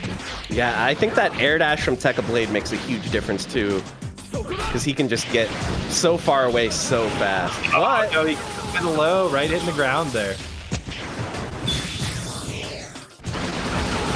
Oh, the unblockable incoming. Chooses to get hit, which I think might have been the right thing to do. Choosing to get hit does scale the damage from the missiles, and you actually end up taking less damage overall. Oh my god, I'm so scared. What's the mix? Oh! Mash out of that. Oh, he bursts it. Bursting is not the play. He might have been mashing so hard that burst came out. I mean, that's definitely a possibility, right? Now Saki is out. And Saki doesn't have as many armor breaks as Tekka Blade, but definitely has this sort of sit way up above his head and drop grenades style gameplay that BTX can have a hard time dealing with. Yeah, I mean, this definitely looked a little rough for Mothman at first, but now that things are settling down a bit, he's making a major dent, and he's getting a lot of life back on Tekka Blade here. I like that chicken block as well. Yeah, I mean, the thing about PTX, for anyone who doesn't know, he has two command normals on B. One of them is an overhead that comes out slow. The other one is low, and it's a launcher, and you can cancel it from the first throw. So it's a mix-up. Yeah, Loki, you would not expect a character of this size and speed to have really hard to block mix-ups, but he Completely totally invincible into full combos. So you got to chicken block that stuff. Oh, nice. And it's for sure. This does a great damage. And he's got the Baroque damage buff applied still. That is a mega dead Saki, but the life difference is not so big. Oh no. Okay. Oh, he's just going ahead. Okay, not quite enough to kill. This is still totally doable, though. Unless you get hit there. OmegaZero is very good. Like that's one thing you have to learn with PTX is that it's not always about hitting the big sexy like launches into 40K or whatever. It's a lot about just pressing jabs to make sure that somebody doesn't feel comfortable moving around the screen. Yeah, we'll have to see if Mothman can make an adjustment here. It seems like he has all the right ideas. It's just he's not comfortable enough with the characters, it seems. Okay, nice. Starting to land some of those. Yeah, this is what I would like to see some more of. Oh, he was can't do two of those in a row like that. Yeah, the guard point. Okay, chicken blocks out. Oh no! He covered in time. Well, OmegaZero hits with the low on the other side. He wasn't ready for that. Yeah, I feel like we're seeing a situation a lot where you can't do it twice in a row. You get him to block it once, he gets to do a shoulder charge. Again, just kind of lacking some of that matchup knowledge still. I'm a little disappointed in the homie. He said he grabbed it, but there's still like a couple cracks shown in this gameplay. All right, here comes the unblockable. There it is. Once again, opting to get hit. Second one, he could have jumped out there. Yeah, he needed to escape that, right? He just got pushed onto the unblockable. Yeah, this is looking rough. He needs to figure something out. So some of the adjustments already, I think we can see that need to be made. Yeah. Instead of don't do the repeated lance because of the guard point. That's one. And then I think the other big one is that he's rolling out of the corner and OmegaZero is predicting it and he's going for a meaty overhead or whatever. And Mothman's just chicken blocking and getting hit meaty. So if he can just make a couple adjustments, I think he can definitely make this happen, but it's going to be hard. Learning on the fly is not easy. Yeah. Oh, you see right off the bat here.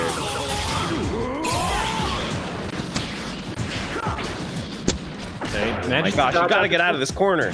Oh no. Okay, I lied. The third adjustment, he needs to start teching those by breaking. He's gonna get the OTG there. Only Let's one. see if he rolls out. And again, there's the meaty. He does manage to block it.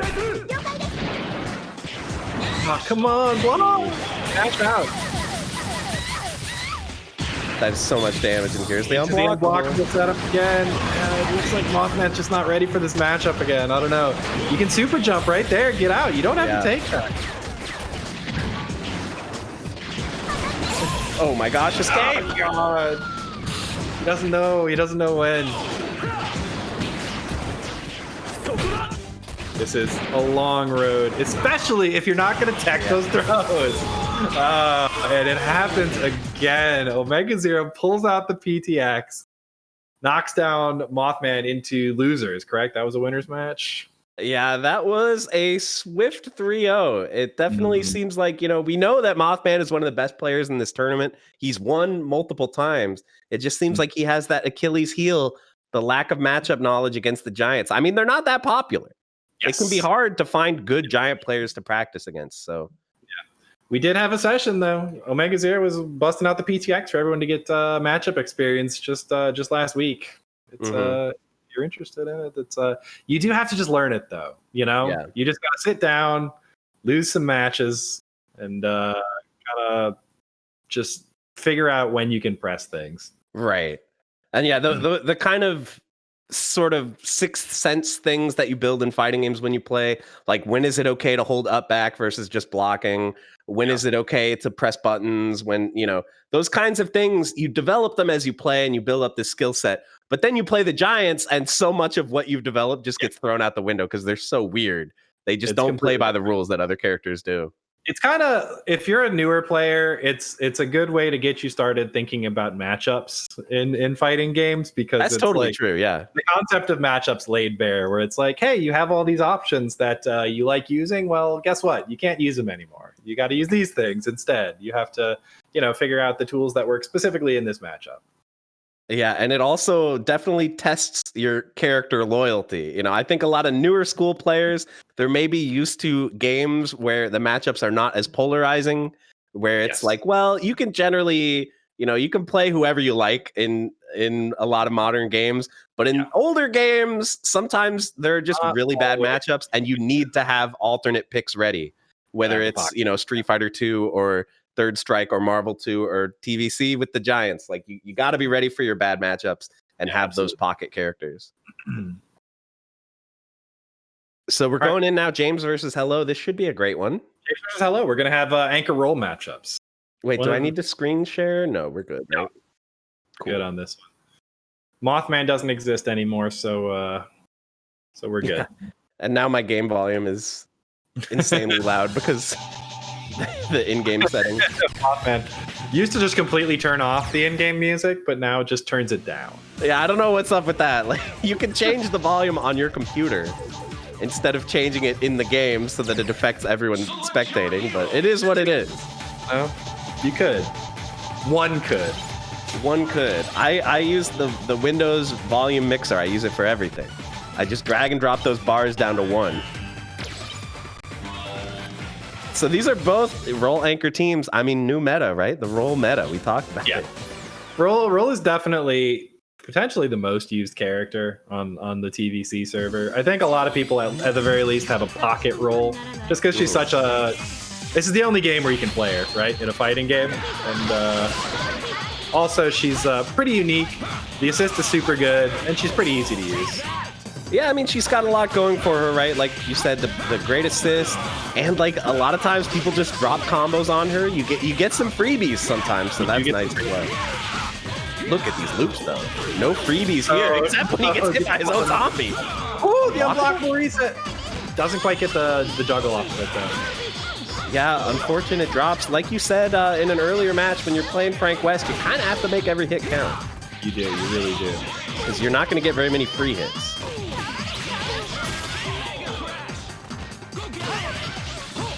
Oh, nice. Okay, okay. Oh, infinite? Oh, We got infinite. Side switch? Really? We got the Got a burst, right? Oh, that is not it. As some would say, this ain't it, Frank. I'm hip with the youth terminology. This ain't it, Chief. Yeet. It's the. I do like the Naruto gif with that though. It's one of my favorites. Oh yeah, with the shoes or whatever. The hands. Yeah. I've never seen Naruto, so we'll add that to the list of animes that JM hasn't seen. Ooh, overhead no confirm into the level 3. That's my favorite. So yeah, barely scaled here. This is gonna do a grip. Ugh, that's a lot of damage. Doesn't quite kill the roll. Whoa, okay. Crossover counter. Oh, red card to pick it up, but the roll's too small. Didn't quite reach with the stand mid. Yeah, see, like we were saying, you just get some freebies sometimes when you play roll. Nice punish though. Great confirm. Surely we're gonna see a burst here, right?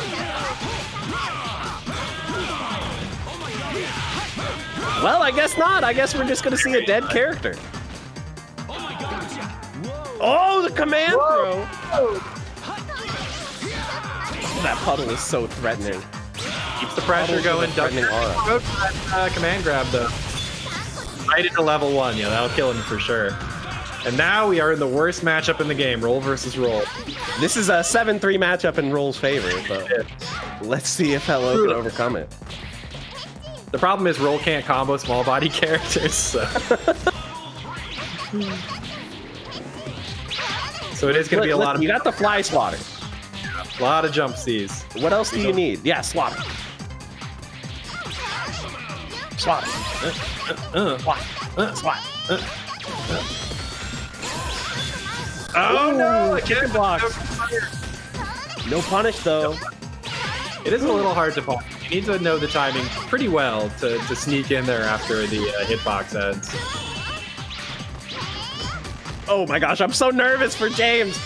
Just heal. No! Okay. I picked up. He has to heal. There's 5 seconds. Heal. What is he gonna do if you heal? I don't get it. 2. Oh! Hits him with the fly swatter right at the end. Oh Wasn't my ready gosh. the last one. Don't scare me like that, James. He could have lost. He had such a life lead, but one hit would have changed it. That was bold. That was very bold. Well, let's see if Hello can make an adjustment. Okay. Wow, going in with Morgan right at the start. Frank getting hit by his own zombie. Ooh, the shell kick overhead. Oh, picks up the combo. Knockdown, very nice. Very clean extensions there from Morgan. Yeah, just take the meter that he got, take the knockdown, back to neutral, where Morgan... Morgan... the shell kick out of the tag, too. Oh, nice.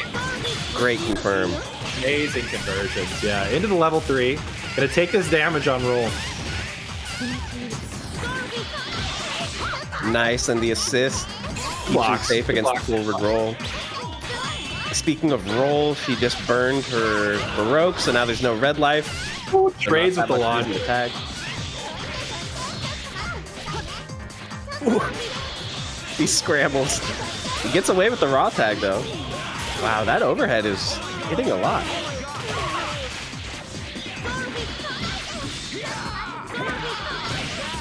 Ooh, reflects the fireball. Very nice. Really, like a short window to reflect that, so it is harder than it looks. Nice confirm. I mean, really, this is James' only route to victory is to land these big combos, I think. It's going to be really hard for him to make this comeback with rolls, so I think Frank's going to have to do it. He's the only one with the damage potential, but I think he might die now. Unfortunately, you can't burst when you're getting OTG'd. And there it is. So yeah, like there's plenty of time to work with. I just feel like Roll doesn't have the damage, especially in the mirror match, where her combos are a lot harder. Yeah, again, the mirror match, the combos are so hard. Oh, nice little confirm. Oh, okay, but he can't super though, because he'll be unsafe. So he just air dashes away. Oh my god, that big fireball coming at you and you can't handle the chip. Yeah. Woo. Yeah. Very nice from Hello. Bringing it back, looking good. Yeah, 1-1. His Morgan looked very clean there. Yeah, it did. And he's you can see some of the great setups he's got. He's very good about having, you know, setups that work through. If any part of it hits, he's ready to pick it up, you know? Oh, nice blocks though. Yeah, we've seen Jaaames has gotten hit with quite a lot of Morgan's ground dash overheads. So that could be one thing that he can adjust here to prevent rounds from happening like that last one. Oh, he's going for the infinite again. Or, you know, just doing some... He's just freestyling at this point. Yeah. He's got the deepest bag of combos of anyone in the tournament, right? I don't think there's any way he can kill here, right? Not without a Baroque. He would have needed an extra meter because OTG Super with roll twice. You need a third meter for Frank in the middle. Oh no, you can double this up. Okay, not gonna spend. I would have really spent that sliver Baroque to get another sweep there at least. Fly swatters all over the place. It's like when I see a house centipede. Just freak out. Say cheese. Oh, nice. Okay. The overhead. Into the wall bounce. Picks it up. Not quite. Oh, nice defense though there from Hello. Blocks. And the air throw. We're seeing air throw and normal throw, which are hard moves to land in this game. Oh, into the level 3. Oh my god! How did that work? I do not know. I don't understand that interaction at all. Wow, he got hit by the zombie. Yeah, roll. Now Frank's coming in like a freight train. Sweep into red card at full screen works on everyone except Roll and Joe. Wow. Oh! Nice pickup. Into the wall bounce. That zombie cart came in like Miley Cyrus, and now you use we're the level 3. 3? I'm not sure you needed all that, buddy. Sometimes it's about sending a message.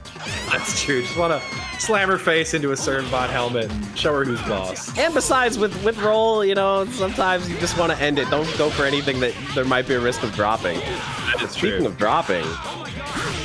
Whoa! Nice launcher. It's the cart and Frank at the same time. That is one of the nice moves that Morgan has access to. That huge launcher that fills up the entire screen. Okay, forces a burst. Jaaames, I mean, he's not giving up here. Oh, very nice. What the hell? So What the 2-1 for Jaaames. Family photos. You don't see that too often. In order to get that win pose, you have to win with Frank out on the field and your partner still alive. How rare. Take it. I remember there was at Evo, I want to say like either 2010 or 2011. I want to say it was K-Beast and LLND played a family photos match where only family photos wins counted. Oh my gosh.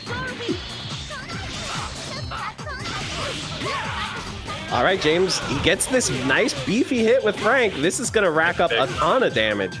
Couple hits of the Frankfinite. Before Hello has a chance to burst. Oh, he's still going.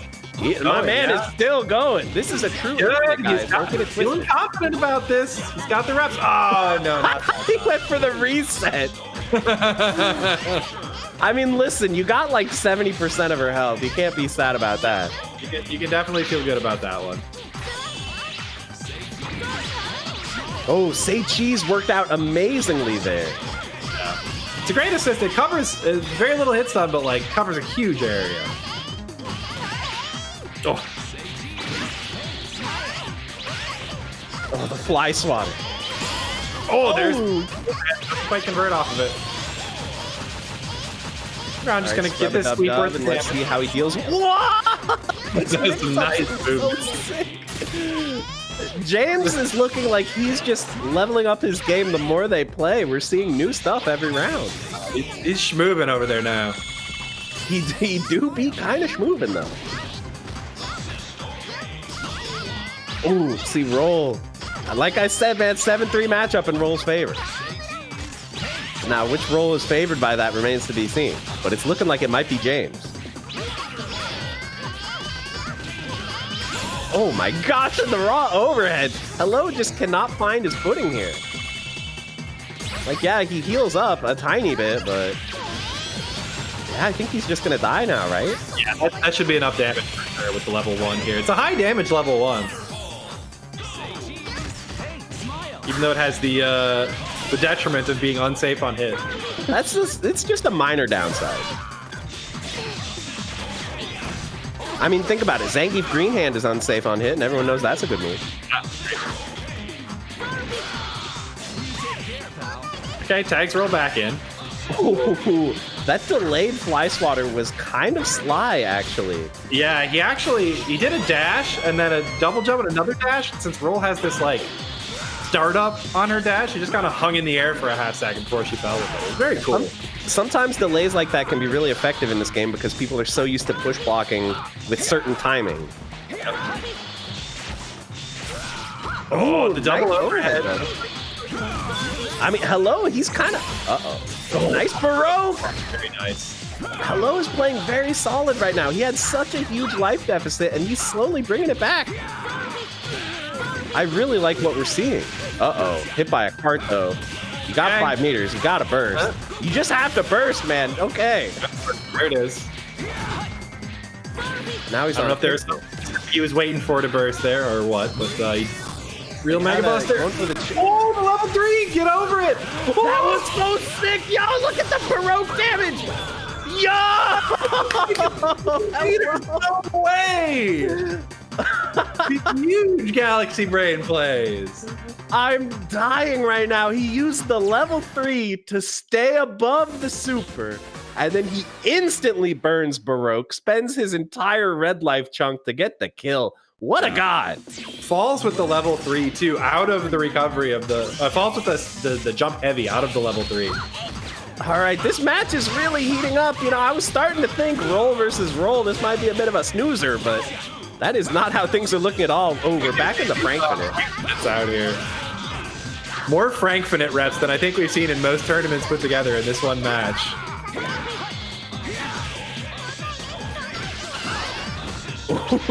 Hitting Roll's puddle. Oh, I love that use of the Morgan assist. Nice pressure. Using the stand mid, it's got plus frames, and then the instant overhead to keep it going. Nice VAR as well.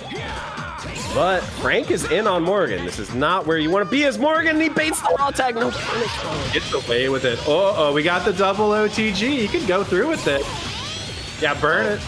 Burn some meters, maybe? I would do it. Yeah, you can at least do 1 into finishing shower, then you're safe. If you want, you can do 2. No, he's just going to stay safe. Smart decision. Yeah, he got his damage. He'll take that. Yeah, you'll definitely take that. So, I mean, James, he's made a ridiculous run through the winner's bracket, but he's at risk of getting knocked to losers after coming this far. Yeah, this week has just been full of insane upsets. Oh, there's that raw launch. Hello. Okay, raw super. Oh, level 3 through. Got one of his own. Hello says goodbye to James. Oh, man. And it's not, I don't know if we normally call that an upset, but considering how well James was playing this week, Hello just comes and takes him out, puts him in the losers. And I mean, not to mention that he was so far behind in that last game, and he brought it all the way back. No problem at all. Absolutely. That was godlike. Yeah, it looked really nice. You got the classic, right? I mean, I think Hello's done that more than anyone else, where you get the happy birthday with Roll and OTG, the unburstable, untechable OTG. Yeah. Happy birthdays. Yeah, and I mean, we talked a lot about the synergy between Roll and Morgan, and we saw it a lot there. we saw a lot of the cool things that team can do together. So, yeah, that was a sick match. Yeah, it was very cool. And it looks like up next we have MagnomanX and Metaternal. So this is, the hits. I can't believe we're coming up to the last few matches of the tournament. Has just flown by. I feel like we literally just started, and now we're up to losers quarterfinals. And then winner of this goes to face James. Yeah, that's crazy. Got to keep an eye on the bracket too. I didn't even have it up. I got to fix that. But yeah, thank you everyone for coming to support. Again, I really appreciate everybody out there in chat who's coming to watch. Of course, all of our players. And if you have some time and the ability, go check out our Match Arena. We've got a code that can TV Corona 10 is a code that'll put 50 cents into our prize pot for free. And I know the players really appreciate that. We've also got some sponsor quests. I know people don't usually like to do those, but if you got the time and don't mind checking out some Twitter accounts or whatever, check it out. It's literally free money for our players. So we really appreciate anyone who's willing to do that. Yeah, the more we get into that Match Arena, maybe the more players we can convince to sign up. The bigger the tournament gets, the more hype matches that we have for you guys. I know that's what this is all about. We just want to see those hype matches. The fewer last-minute drops that never fails to deliver. Yeah, right. Yeah. But yeah, I mean, I know Penguin, who actually was in the tournament, right? He actually made it pretty far through losers bracket this week, but we were talking and he wasn't aware of how the sponsor quests worked. So we were doing lobby night one night and he was like, so wait, how do I use Match Arena? And we are kind of just explaining how it all works on stream. He's like, hang on, so I can just go retweet stuff and it gets free money for the prize pool? Yeah. And he just like completely sacrificed the integrity of his Twitter timeline to just retweet everything on our sponsor like sponsor quest stuff over there and ended up adding like $10 to the prize pool by himself. So I really appreciate that. And it does help us out. We really do appreciate it. So anybody who's got a chance, go for that. But for now, we've got Magnoman versus Metaternal. God, I love watching this Alex team. I know. He went for it. You see him go for the instant jump powerbomb at the start of the round. This may not be the most technical team. He's not jumping. He's not doing, air dash, cancels, whatever. He's just duffing you. That's all Alex wants to do, but he needs to get a hit to do it, and he has not been able to so far. Instead, look at this big damage. It's going to go for the level 1. It's not going to kill. I mean, Alex is a high health character, but you can see the power of Tekkaman Blade. Got that big boy health, but you can see how much damage that did. And there he goes. Uh-oh. Ready. It's down to just roll already. Is this what happens when we send a killer like Metaternal to the losers bracket? He just wreaks havoc? We'll have to see if MagnoMan can adjust.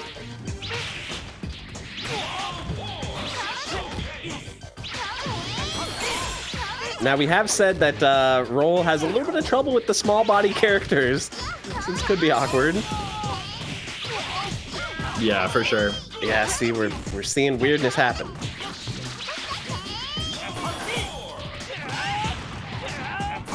Metaternal throwing out pizza cutters. Oh, no. I'm kind of amazed he didn't just do an instant level 3 there. Maybe he wants to save it for when it's certainly going to kill. Fly swatter. Oh, tried to come in with the sliding overhead there. Nice back throw. He's got some work to do with this roll, but he's making it happen little by little. It only needs like 12 more fly swatters to kill Joe. Yeah. Okay. Oh, that's not optimal. That ground throw throw again, not quite enough. Oh no, he was doing something there, I guess. Yeah, I got a little bit too greedy trying to punish Joe. So a little bit of damage from that. Oh, has to burst. Now she's at pixel health. This is hard, and that's not safe. Why didn't he just level 1? Yeah, I feel like the Crash Intrude Raw probably would have killed there, even after the heal, but who knows? These normal throws from Magno are coming in big, though. Oh. Great block. Tries to go for the unblockable there, didn't quite have the timing. Oh, fly swatter. Oh, okay. Okay, I guess I shouldn't count him out. Another ground throw. Uh-oh. Burst the throw. Okay, well, double jump. Going for the heal again. Now he tries the level 1 and it does work. That works. Yeah. And it's enough. Yeah. He's done that the first time. Yeah, Metaternal takes game 1, but I mean, Magno, his role was looking kind of clean. Yeah, considering how, poorly that went for his Alex, he did really well there. Yeah, if Alex can just land a single hit, I'm going to pop off on mic and deafen all the headphones users. Sorry. All right, let's see. Can we talk about how when Alex walks forward, his entire upper body is stationary? Oh, the snap! I love that he had that just weird stance in third strike, and they just yeah, this is canonically how Alex looks now. His legs just face the wrong way. Yeah. How this character looks. All right, forces the burst. Okay, so what do you think about the strategy of... Ooh, okay, I'm popping off, guys. Big. There we go. That's what I'm talking about. The throw reset it with the anti-aircraft. Oh my god, I can't believe you took that. The puddle saves him. Yeah! Echo Blade is out. I was gonna... Oh, and the unblockable! Oh, crouching for the short body. Oh, you love it. He just chops him across his giant anime head. Okay. The extremely rare crouching one. Oh, okay, no, you got baited there. You're feeling yourself a little too much on that one, Magno. Okay, Alex lives, though. Oh, no. But listen, you still got a big lead here, and I think we saw Roll was doing pretty good. So if he can just knock it level 3, let me just throw in a quick jinx here. If he can just avoid getting level 3, I think he might be able to win this one. Yeah, this is definitely doable. I mean, it's doable for both of them at this point. Metaternal is sitting on 5 meters, but it's tough to find, again, this anchor roll, so much of you're just going to get hit by a bunch of 5S's, a few hits into something. God, these combos are so sad just watching people struggle against the small bodies. Oh, gets hit. Oh, the first bait with the level 3. Guys, I did this to him. I'm sorry. Now is he gonna do what? That just killed. I was like, what's he gonna combo with? He didn't have to do anything because it was unscaled. Because he baited a burst. Good lord. Metaternal goes up 2-0. But it looks like MagnomanX going to stick with this. I know a lot of times he'll switch to the Casher and Volnut or something and see how that goes. But he's sticking with the Rolex. Let's see the perfectly stationary upper body. I mean, I like the team choice. What do we think about the decision to snap at the start of the round? I mean, it ended up working well, but I found that a little bit interesting. Yeah, I mean, I'm not exactly sure what the thought is there. Yeah, because you would think if you get a hit with Alex, just take your damage. Yeah. Yeah, I mean, maybe he thinks that the solo Joe is less scary than the solo Tekkaman. Yeah, that definitely would make sense. But now he's just struggling to get a hit in general. Okay, though, power bomb. The raw jump power bomb. Oh, the anti-aircraft. He can't get a clean hit, but he can get all these command throws. Apparently, okay, there's the clean hit, though. Almost got a punish on that burst, honestly. Yeah. Yeah, he just needs to be patient and utilize this puddle. That puddle is really what's doing the work for him here. Okay, nice rock. So Alex is going to be recovering that red health now. And that is a lot. That is probably an entire Karos health bar worth of red life right there. Yeah, that's true. But here comes Tekka Blade. Ooh, interrupts it. Nice. Is he gonna level 3 here? No, he's just gonna go for a comboni. Okay, now we'll see. Oh, unfortunate. One too many hits there. Oh, fly swatters. No way. No way. Backdash. The raw level 1. Nice block. God, this is so scary for Magno, though. Yeah, it really is. This is hard. Oh, he could have had the punish there, but he was going for the mix-up instead. Oh my gosh. Oh. Finished with the down stab. It's just Alex now. See, now this is tough because now you don't have the puddle, and he didn't block the cross-up. Uh-oh. Oh, good bait. Good block. Was he going for 5C there and he accidentally held forward and got a throw? I'm not sure. Oh, okay. Forces the One more burst. burst to get through. Yeah, that's it. And Metaternal takes it 3-0, and I believe that is Magno out of the tournament now. I know that they were in losers there. Yeah, Magno made it pretty far, but Metaternal, he's just a very hard player to overcome, man. That Beautiful Joe play is too solid, way too solid. Yeah, he really is. So it looks like we're going to Hello versus OmegaZero.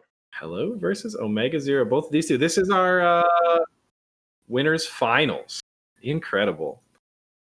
I mean, OmegaZero, not super surprising to see him up there. He was there last time, even though he ended up taking second in the tournament. But Hello, not always quite this high placing in the tournament. So good on him, getting all the way through here. Especially considering he had to beat Jaaames to get here. Yeah. And Jaaames was looking like a powerhouse today. So Shin Jaaames. Let's see if Hello can continue that momentum.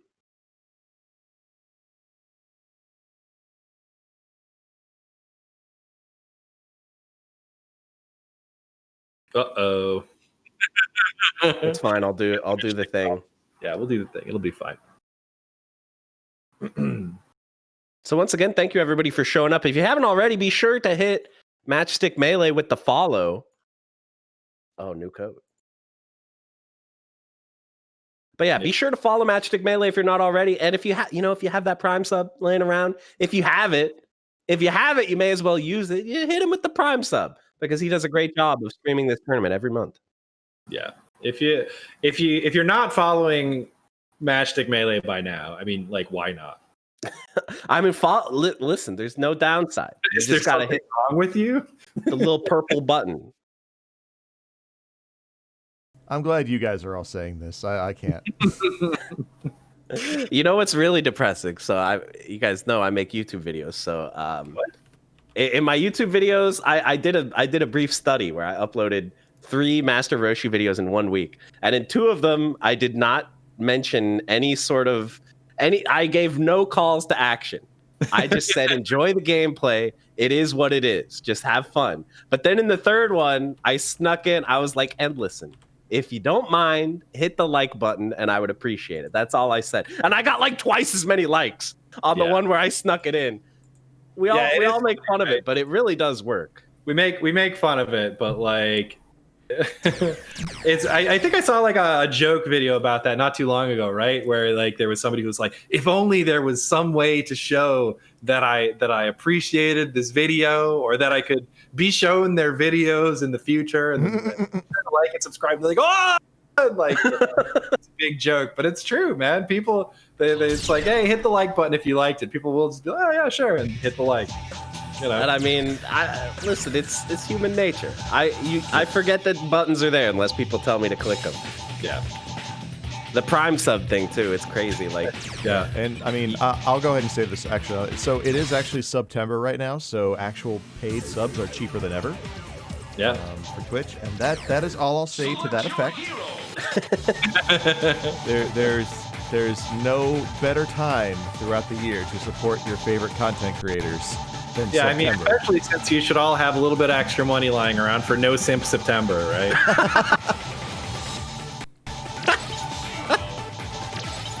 Anyways, we're getting in here with Hello versus OmegaZero. Listen, I refuse to comment on any kind of trolling that happened on the character select screen. Yeah, we just got the main teams. We got the main teams. We're here. We're ready to play games. Let's go. No shenanigans spotted, and we saw this Joe the Condor put in a lot of work in the earlier matches, but we'll have to see how Hello can handle this Zero team. Already getting opened up by the pizza cutter, but the puddle keeps him safe. Wow, nice block on the cross-up, but he does get opened up, unfortunately.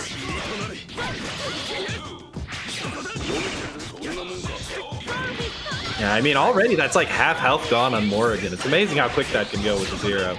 Yeah, now Hello, he's just trying to be patient. Okay, nice. Nice Abare there. Forces the burst out. And now he's going to have no meter for level 3, but this is going to do a grip.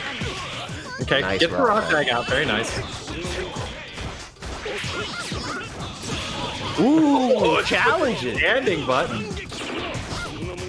Ooh, and he's challenging the air dash too. Great use of these options here. Yeah, I love this role play that we're seeing right now. Ooh. No combo off the wall bounce, unfortunately.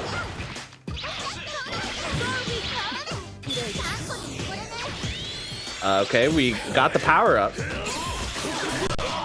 Ooh, nice. Oh, and now here comes powered up roll. Coming in with that big broom damage. Let's see. I mean, OmegaZero, like, it seems like he's just kind of had trouble getting things started this game. Yeah, he really has. I mean, Hello's been doing a great job of just using a lot of these buttons. Great spots right there with the falling light to stop him from keeping the pressure on. Just looking really good. And now he's got like full life on roll, and he's got the damage power up. Like, yeah, nice confirm. Wow. Hello looking very, very solid. Proving how he got this far in the winner's bracket. Nicely done. Mm-hmm. Let's see if OmegaZero can make an adjustment. Had so many people just like who, you know, I mean, again, Hello, it's not like he shows up in like, you know, 0-2s or something, but like not someone who you normally see gunning for grand finals. And here he is, up on OmegaZero.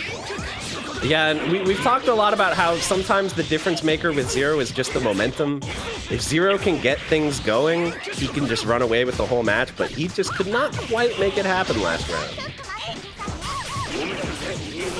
All right, this could be a start. You gotta burst, right? Especially now that he's spent Baroque. Oh, or you just wait for him to drop. Oh, whoa. That was almost an incredible confirm. Yeah. Oh, cross under.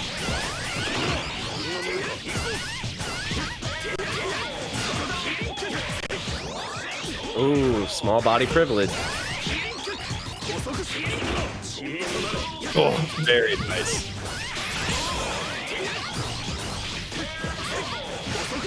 Yeah, big damage coming in here with these relaunch combos.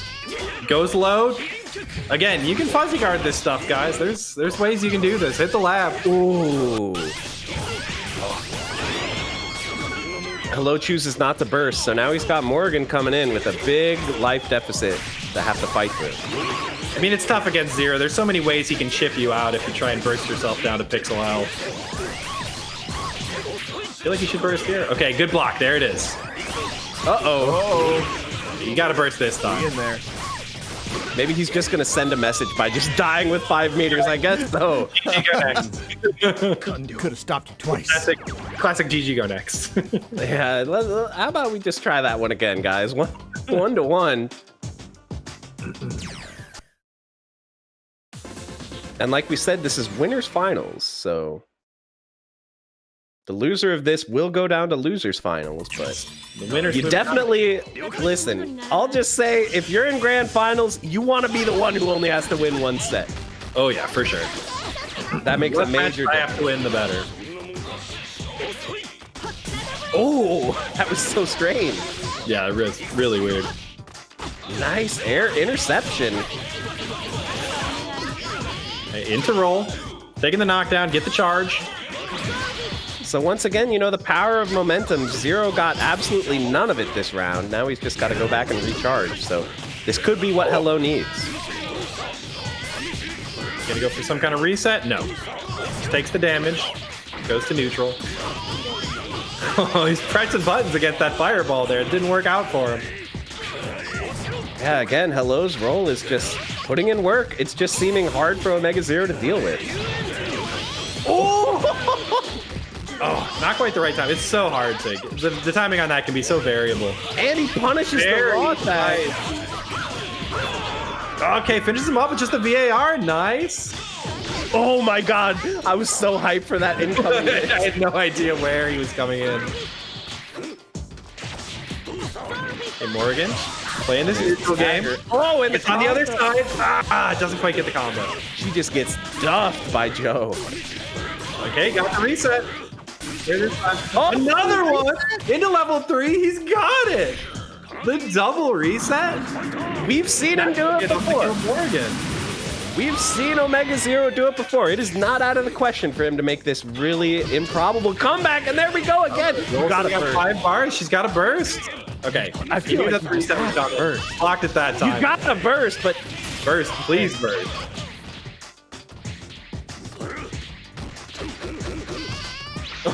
Press the button there. Oh.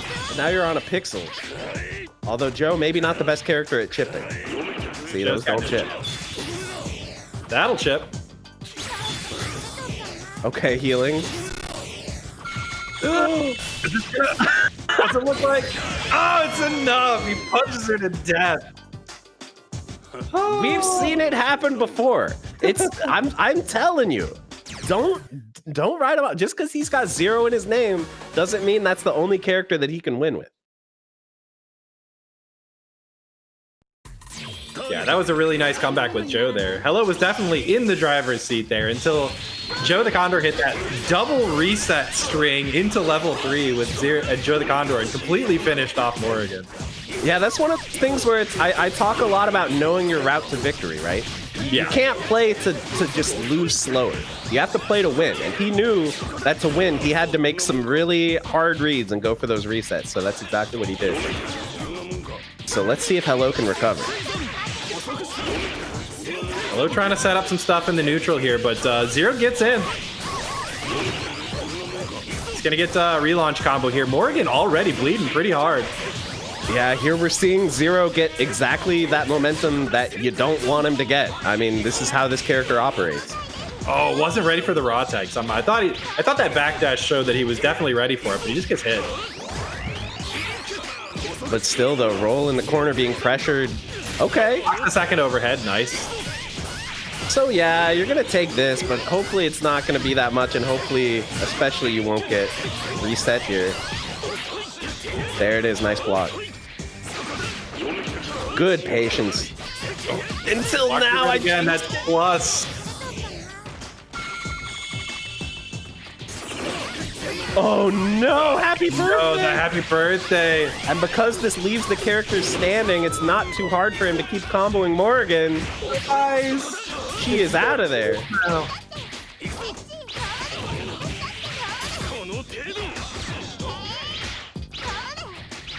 Double fly swatter action. Oh, okay. I mean, if he can keep this pressure alive on Zero, maybe it's... Oh, Baroque unblockable. Oh, and the burst bait. To the level 3. And OmegaZero will move on into grand final. Yeah, OmegaZero looking untouchable today. I mean, even against the players that he usually has trouble with, it's like, well, I guess we could just try the Giants. Yeah, right. But I mean, he doesn't need the Giants, clearly. He did get Metaternal removed from his path by Jaaames early on in this tournament. So we'll have to see if that comes into play later. Ah, that's a good point. He can't dodge him the whole time. Well, unless Metaternal... All right, so we have Mothman versus Bookoo. So let's see if MatchStick can potentially connect to this, but if not, that's fine. We'll see how it goes.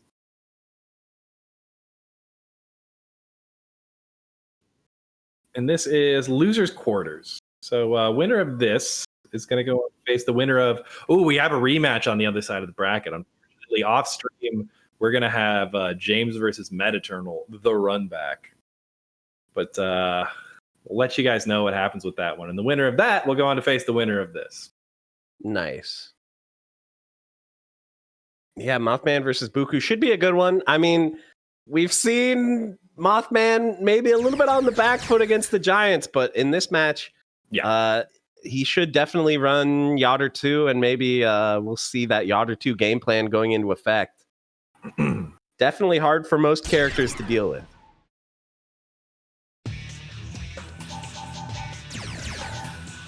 All right, we're going into the settings. Let's turn down the AI difficulty a little bit while we're in here. Background music. Oh, we cranked it up. Holy shit. Actually want the hype boost this time. Yeah. And we go to training stage anyway. I mean, that's got good hype music, you know? He likes to sing along. You know, Mothman's got all the lyrics to the training stage rap memorized. Wait, there's a rap? Ah, there is. The Japanese release of this game actually had a rap that went with the beat from the training mode stage. Is it in English? It is in English. Oh my gosh, I gotta check this out. Yeah. There was actually there's an old video. If you search through the archives on my channel, there's an old video of me playing it off of a CRT because nobody in the SRK forums in 2010 believed me that there was a rap for the training stage. But is it better or worse than the raps in Third Strike? I mean, nothing's that good, right? Yeah. I mean, we can let you judge, Crofts, but if you want to, Wooly played it in its entirety at the start of his TVC video. Oh, no way. But as we're talking, Mothman off to a strong start. Yeah, I mean, listen, sometimes you just see things happen with this team. You see hits into the combo, into the robot. I'm not trying to say it's boring. Obviously, this game's always exciting to watch, but, you know, it's expected. But I still get hyped, though. I still get hyped when I see Yotter 2 getting these mix-ups with the fireball. That is so cheap. Good block, though. And then immediately opened up again. Yeah. Coming on the other side with the high-low mix-ups. Incoming Knockdown. robot. OTG. Robot. Keep the pressure going. Oh, the spin. What do you do? Actually don't know. I just lose. You just lose. I miss the days when Mothman had been playing this game for like a day and I could still beat him. Ah, the good old days. Those times are long past now. Oh, into the level 3. You did not need all this damage. I'd say that's a bit of overkill. The disrespectful slow mash. So Mothman makes it 1-0. But I mean, Ryu Tekka Blade, this is a very explosive team. Like we're talking about with that zero momentum, if you can just get 1 or 2 hits, that could be a dead Yotter too. She's got low health. Yeah. And if you force her to burst, that just means you're not going to get roboted. So it's winnable. It's just hard. Mothman is a very, very good player. So that's what makes it so for a hard. full combo. Wasn't quite ready for it to hit though. Good block. Good chicken block. Good patience. And he punishes the robot activation, but of course, that stupid robot. It keeps you from doing full combo anyways. He could have That made robot is just not letting him do anything. Crash Intrude, got the cinematic out early. I don't know. Maybe. I guess he didn't have the meter. Here he Call comes for him again. at raw and neutral this time. Gets a star out too. Cover that air approach. Nice using the spear though. Okay, blocks the low. Twice in a row. Gets hit by the Chun assist. It doesn't stop. It really doesn't. Like, you think that you're godlike for blocking the 50-50, but then there's Twice in a row, something else. right? I mean, you blocked it twice, and then it's like, oops, there's still more pressure. All right, just a reminder to everybody that Crash Intrude is not invincible. Yes. Nice. Whoa. They're looking good. That was a great confirm. Ryu is one of the characters who has a completely invincible crossover counter. So. He really, really wants Mothman to burst here Yeah. just to get that meter low. Oh no! Unfortunate burst there. All right, we got the Street Fighter battle. Ugh. He's just saying, please just burst, Mothman. I don't want to spend all these resources. Come on, just burst. But he Dropped doesn't. it. You hate to see it. He could have killed off Chun-Li there for sure. Ooh, I feel like we're seeing some new routes here from Mothman. I like that. Oh my god, the spinner is Into ridiculous. the level 3 and he is dead.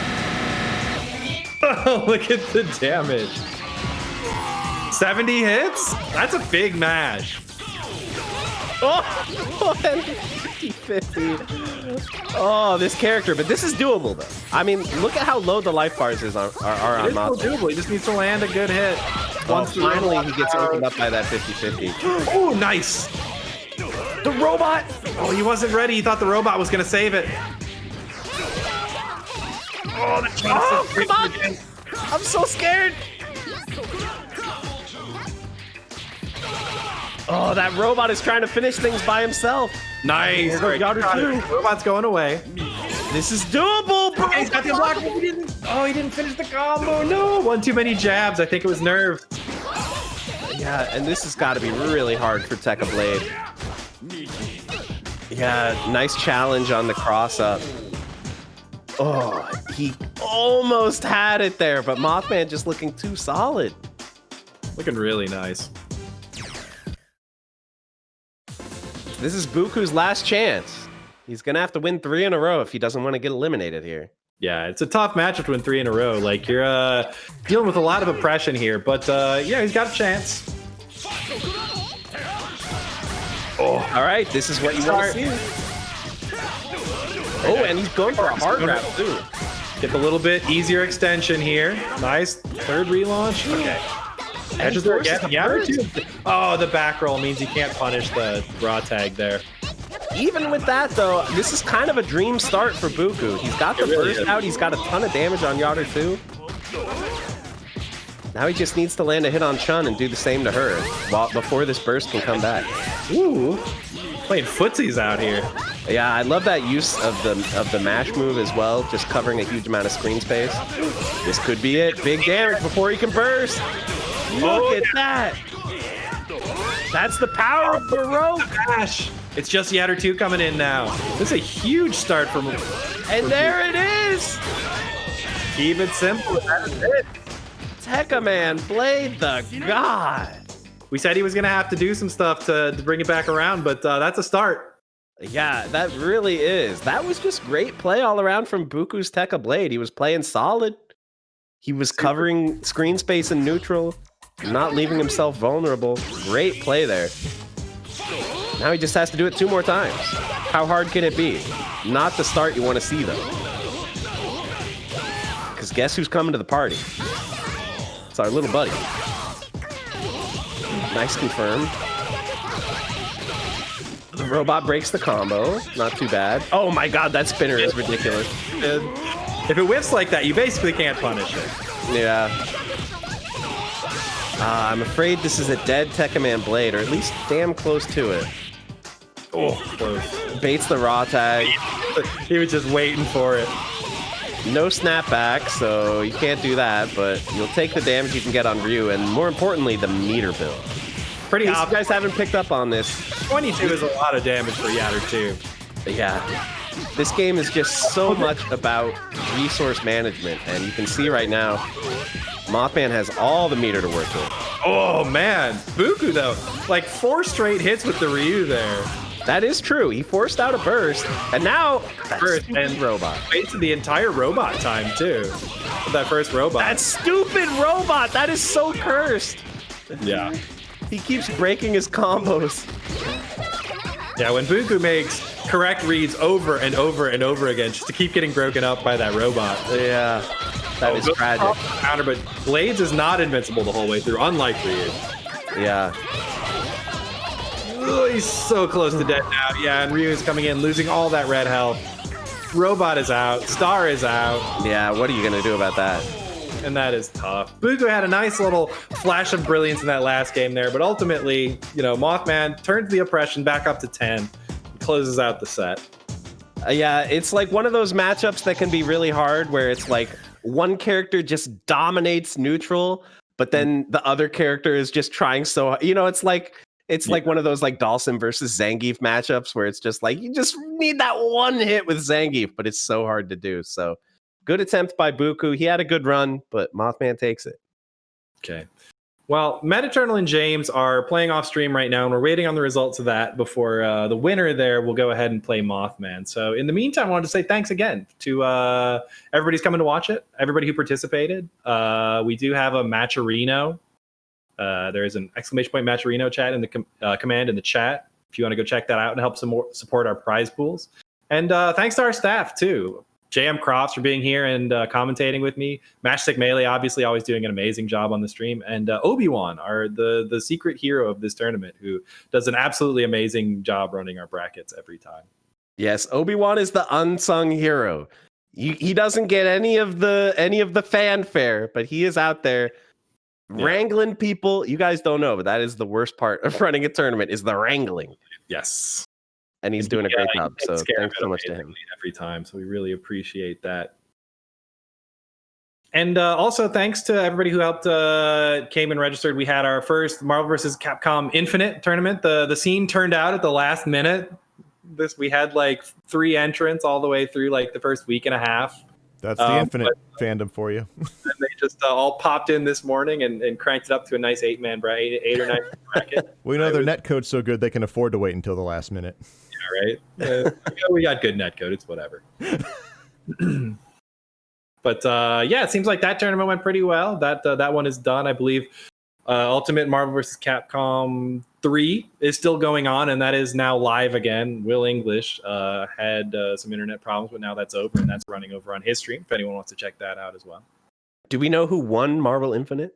Jaco won Marvel Infinite. Oh, cool. Jaco Man. Jaco Mania running wild in the versus Corona bracket. Speaking of running wild, I'm kind of sad that we lost the only Alex in the tournament, right? Yeah. I mean, you know, Magno, I hope that he reclaims his prior glory one of these weeks and really comes out here and puts the hurt on people. But yeah, he didn't quite make it too far through this bracket. We got to see him play once on stream, but looks like that was it for today. We've definitely seen, you know, we were talking about there were some upsets and some, you know, arguable whether we consider it an upset. But anyway, there were some unexpected results today. But now that I'm looking at the bracket, we look at who's doing well. We got Metaternal, James, Mothman, OmegaZero. We got the usual suspects. Yeah. But then we got Hello waiting in losers finals. So yeah, that's pretty exciting. That's a little different from most weeks. But it looks like Metaternal took the run back. Did not lose to James a second time. Cleared him out of the losers bracket, and now we're going to have a matchup that we've seen before: Mothman versus Metaternal in losers semis.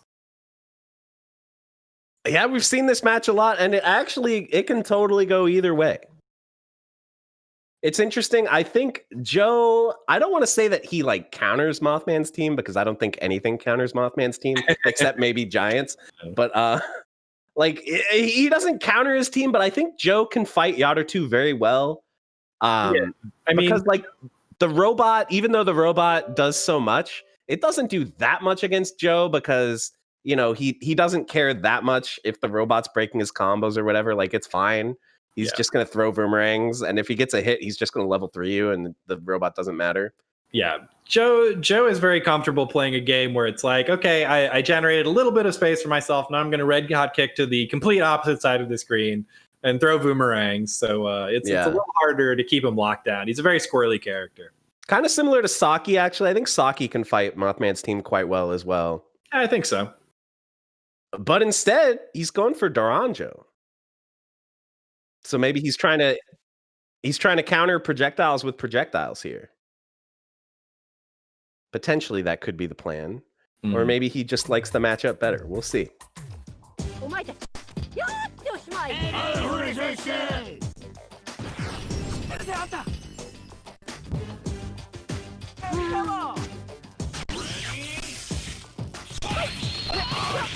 All right, we're seeing that Yada 2 assist. Okay, we do have the Doranjo coming out here instead of the Yada 2 Chun. So I think we saw him do this last time against Metaternal. Was it against Metaternal? I know that he busted I think that's right. And I think it makes sense because, like we were saying, you know, Joe, he doesn't necessarily care about Yada 2's shenanigans as much. So I think maybe trying to counter him with your own projectile game. But like, look at this though. She's going to be dead long before she gets a burst. And he goes for the normal throw. Oh my gosh, that mix-up was insane. Into the level 3 right away. Is he going to spend the level 1 too? Or is he going to save this meter? I feel like you might want to save the meter. You're not going to kill. You don't want to get down to 0. No, guys in screen chat, you guys all got hit by that mix-up. You know you did. I certainly. And look, you can't even reflect the boomerang. It just kills it. Yeah, it neutralizes because the second hit is still active. Oh, very nice. And Yada 2 bursts down to pixel health.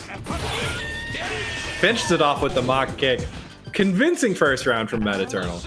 Yeah, that went about as well as it possibly could have. He got those early hits and he dealt that big damage. Yeah, if Yatter 2 can't get rolling, there's nothing you can do. Yeah, like we've talked about, the momentum is just so important in this game, and the resource battle. And Mothman ran out of meter really fast and ate a bunch of damage. Yes. So let's see. I just think if he can get this wall of boulders up, that's going to be what he needs. If he can just cover that angle, it's going to be a little tough for Joe to do anything. And if Joe's plan is to just sit back and throw boomerangs, well, Duranjo can drop boulders over there too. But already getting hit, and we can see again, just the meter advantage goes to Metaternal immediately. So Mothman already on the back foot. But I like the use of the taunt to keep that air. Help him set up these boulders. It's nice. The Duranjo taunt, for anyone who doesn't know, is actually a projectile. It has a hitbox. And it's the only character in the game that works like that. It's also her assist for some reason. Her assist. Nice, the Yatter 2 assist coming in clutch. So we're seeing a big hit there. Definitely have to burst that one. Mothman doing a much better job of making the reads in this neutral, not getting rushed down quite as hard here. Yeah. Oh, the counter. Oh, almost keeps had it safe. So that is another cool piece of tech for this team. You can just check, just see, is the counter gonna hit? If not, well, fine, I'll just eat a robot. Just vibe check, you know? Yeah, exactly. Vibe check, are they trying to hit me out of my counter? Oh, yeah, comes down with the button there and gets hit by the globe. Great blocks from Metaternal. Wow. Absolutely refusing to get opened up in the corner. Gets out. Mothman gets opened up. A hit of his own. Baroque unblockable. Unblockable read. I'm sorry, I'm like shouting all over you, Dr. Science, whenever you're trying to talk. I'm too hype. That's such a good match. And I love seeing the Duranjo too. It's such an exciting character.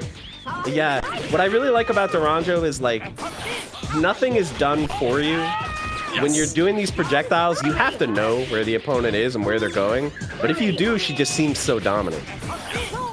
She does. And also, like, everything she does is very purposeful. Not only the placement of the projectiles, but also, like, you know, she has these like small opportunities to land big, huge combos off of just like crouch mid if you can catch somebody flat-footed in neutral, right. You know? But now, knockdown in the corner against Joe. Getting scary. Let's see if he can escape. Oh, nice! Oh, falling butt. Very nice. This is what I was talking about. Big combos if you get the hit. This is exactly what you were saying, and he does choose not to burst, which is interesting. I guess he figures Tech a Blade with all this meter, he can't lose, but Mothman's going to put that to the test. Here comes a big ball. Kaboom! Stays up in the air to avoid it. I can't believe he was still able to block the Supra. That was crazy. Yeah. Oh, Robot lays the smackdown.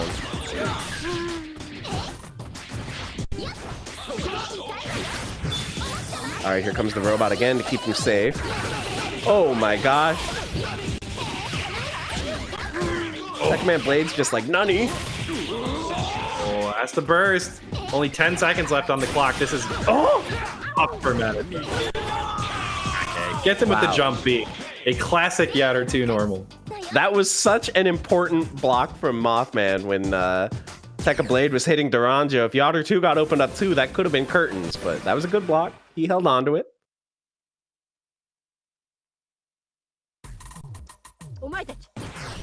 So yeah, like Mothman, I just feel like Duranjo did very well. That's exactly what he needs to do, is just control that space. Don't let Joe just get in on you. Oh, nice. He punishes the laydown. That move can be a little bit tricky, but Metaternal knew exactly what to do, and now he's cashing in Baroque for a bunch of damage. All right, he's floating. He's dropping boulders, but there's a pizza cutter. Awesome. Once again, Mothman losing the life bar war and the meter war, so he's going to have to make some big plays here to catch back up. Wow, nice challenge with a down jab.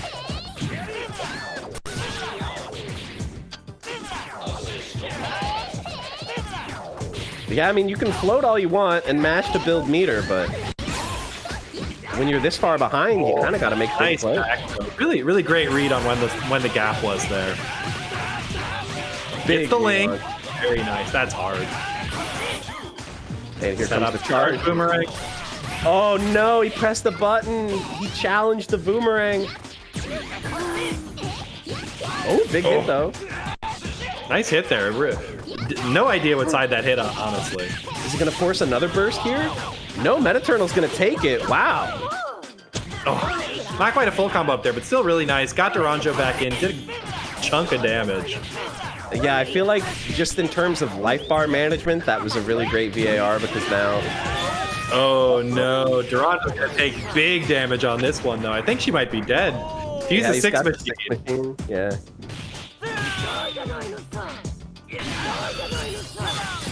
Oh yeah, she's super dead. Wow. Oh no. Oh, That nice. should Pick up. Got Wow. the link to clean finish from Metaternal. He goes up with 2-1. Metaternal's execution is looking insane. Mothman goes to character select. I have to imagine he's going to Chun. But you never know. Select your heroes.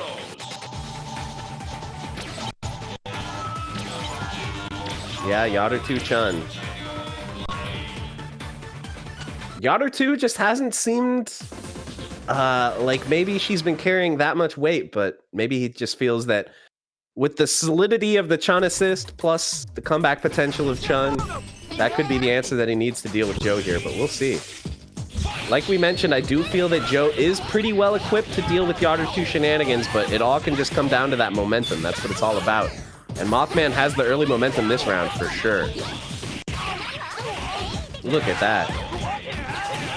Listen, Robot don't care. You wasted your Robot Robot. stopping that. And there we see that Chun assist too. Spinner into Chun assist. You definitely cannot approach that.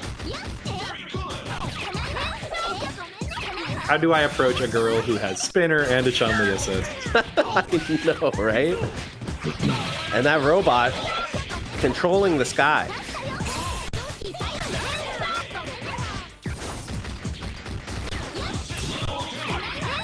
Ooh. Okay, now Yodder 2 is kind of in trouble here in the corner, but no problem. Just escape. Go right back to doing spinner plus Chun. Everything will be fine. Good block. Yeah, it gets it off the ground there. Chicken blocks it. Wow, that was almost a really insane confirm. Got the knockdown, not getting hit by this robot. Oh my god, the RNG manipulation. It's insane. That's what I'm saying. Okay, forces a burst. So again, like that, the resource war, Mothman is just winning it. At any point here, he can just activate another robot if he feels like it. And here he goes. We're all up one connect. Must have been sticking out probably a jump beam. The robot's just doing 100-hand slaps for no one, but there he breaks the combo. Almost dead. He burned all his red life, but it was worth it because he got that kill on Yodder 2. But as we've said many times, Mothman's Chun can perform miracles when needed.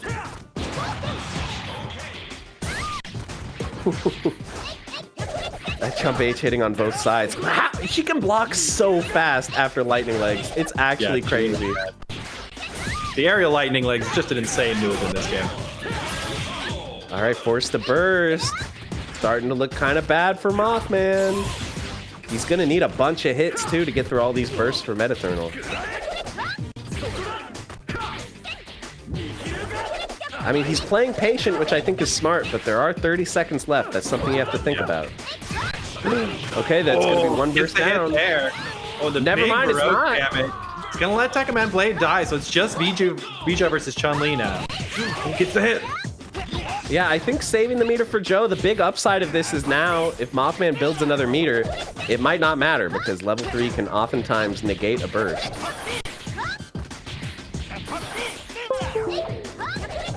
"15 seconds left, and Mothman does have the life lead, so the onus is not necessarily on him to go in.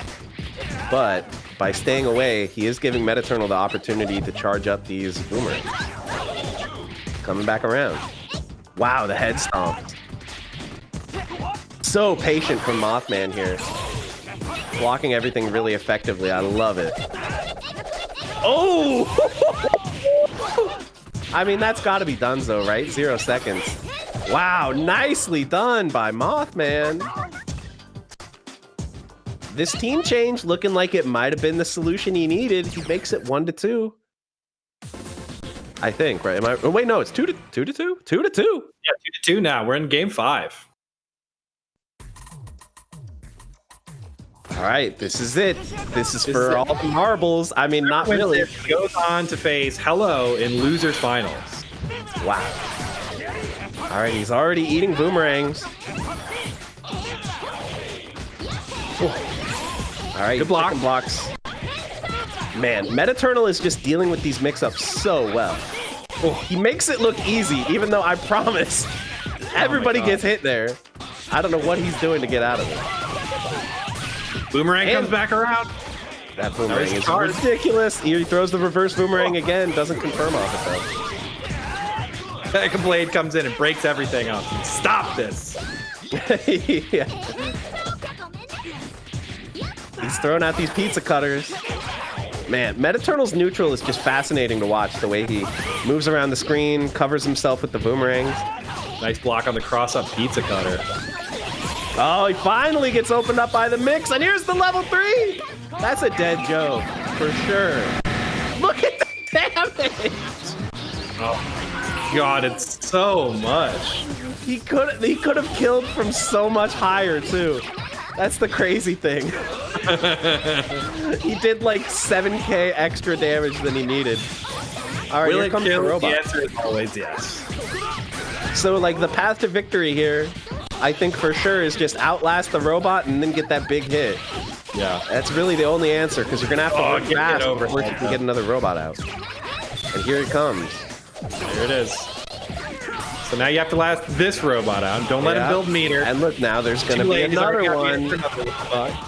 You can just feel it slipping away from you when you play against Yotter too. Because now, even if something good does happen, she's still got meter. So I think this is it for Mothman. Oh. Wow. And Mothman will move on. Metaternal actually got enough meter to burst there at the end. I don't know if he didn't notice it or what happened. It would have been tough either way. It would have been a pixel health against basically 2 full characters. But he could have at least kept himself in the game there. But he does not. He falls. And Mothman moves on to face Hello in our losers finals. Yeah, Mothman showing a great deal of fortitude there. It looked like it could have been over for him multiple times, but he managed to bring it back. And the final score was 3-2. Nicely played. Yeah, absolutely.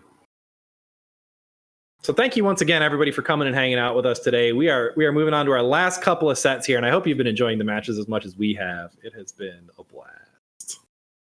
Yeah, so Hello. I mean, I don't want to call him like a dark horse or an underdog or anything because he's an insanely godlike player. He does well in all of these tournaments. Yeah. But I don't know if I've ever seen him like go to winners finals. I don't know if I've ever seen that happen before. I don't think he's made it this far in one of these yet. Usually, drops out around like, quarterfinals, semifinals, something like that. But made it all the way through in winners bracket to winners finals this time. Now sitting in losers finals, going to play against Mothman to see if he can make it back to the grand final stage to get a rematch against OmegaZero. Yeah, both so of maybe these some two, right? Looking for that revenge. Yeah, for sure. I think that like you might see some of the sort of meta game tournament aspects coming into play here, meaning that Mothman is warmed up. He just came off of a clutch win, whereas Hello has been sitting in losers finals for a while. But that also has the benefit of, maybe Mothman's a little bit on edge, whereas Hello's had time to think and prepare. So it'll be interesting to see how this goes. Yeah.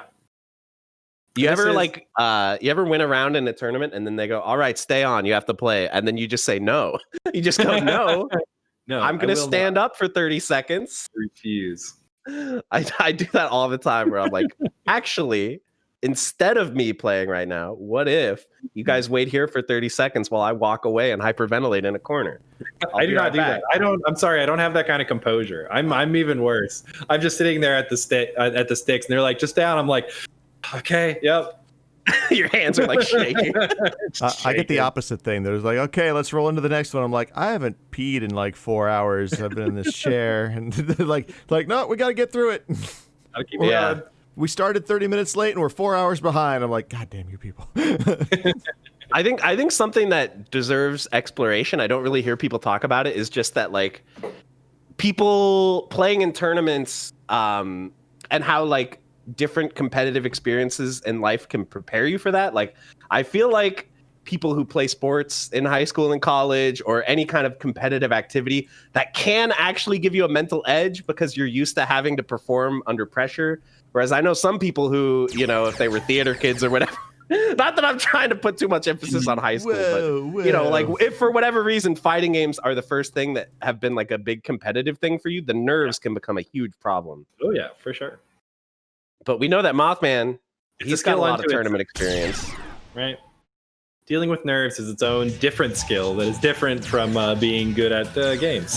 It really is. And like there have been lots of players in the past where like if they're playing, you know, on a setup that is just chill, like just a normal TV in the middle of somewhere, they're fine. But if you put them on a big stage with hundreds of people watching and it's just the two of you, that is an entirely different world. But here in the world of COVID, we're here playing online and we're going into losers finals here. And Mothman does go with Duranjo, which is interesting. Duranjo Yatter, all right. Yeah, not only breaking it out for the Metaternal matchup, but also breaking it out against Hello here. I think maybe I could be just BSing here, but I think that we're noticing like Duranjo seems to do well in projectile mirrors. So whereas it might be a little bit awkward as Yatter 2 to just have to chase Morgan down the whole round, Duranjo can do her own thing. She can drop boulders. Got that counter zoning, right? I mean, yeah, exactly. There aren't any other projectiles that are really going to cancel out the angles she has. But that was a reset too. That was a reset. She popped down on the other side.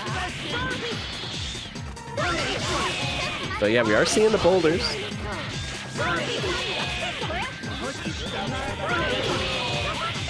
Boulders dropping for days here. Like Hello still has the life lead, but oh man, that is gonna hurt. The burst out there. A little bit of damage from the OTG boulder. Oh! Almost got a combo off of the raw tag into the pineapple. What if though? That's all I gotta say. What if though? But here comes right into level 3. Fast and furious this game. So many combos, so many things happening. Yeah, I think the level 3 is the perfect choice here because really, like, if you get Yatter too low, she's in a tough spot. But look now, the Baroque. You say that, but now you don't have burst meter. Yeah, okay. Maybe I'm just don't know what I'm talking about. Here comes level 3. Is he gonna have enough damage? Oh my god, look at the damage. She almost didn't kill.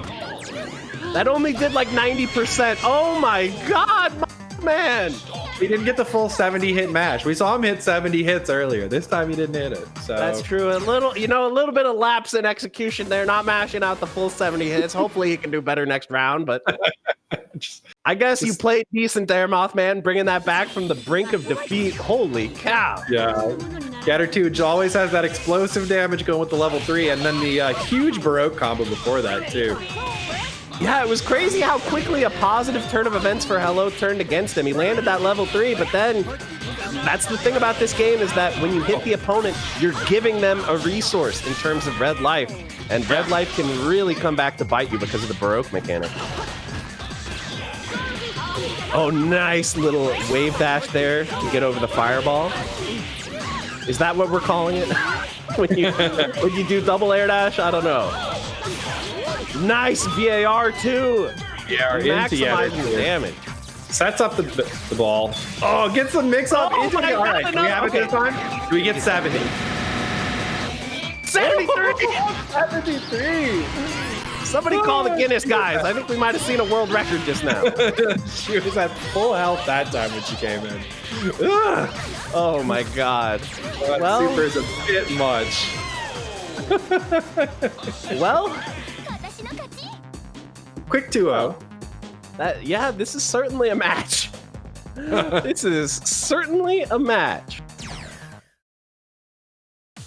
He could do 80? I don't believe it. I've never seen it. Listen, I've seen somebody do like 40 hits on Cyclops level 1 Super in Marvel 2, so anything's possible.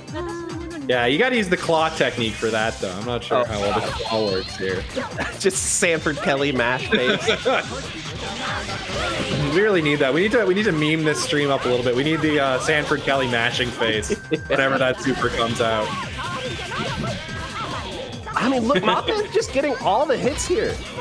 I don't know if he's just bringing that momentum from his last win, or maybe Hello's just not ready for this Duranja.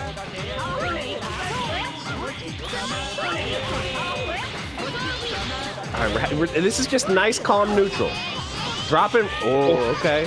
I'm just gonna swing my broom, and if you get hit, it's your own fault. I love that anti-air Yachter 2 assist, too, to complement the zoning with the boulders. Oh, nice whip on it. Into the charge sweep. All right. A little bit extra damage.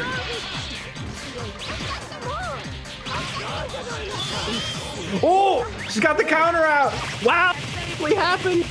Huge even damage. If it didn't work, there was still the backup plan. All right, Speaking set of up the boulder into the robot. Is he gonna get hit by the orb? No. Too far. But here it comes. Okay, doesn't get a mix-up off of it there. You think he was a little bit overly concerned about roll jumping out, so he didn't really stay in there for the mix-up under the boulder. Yeah.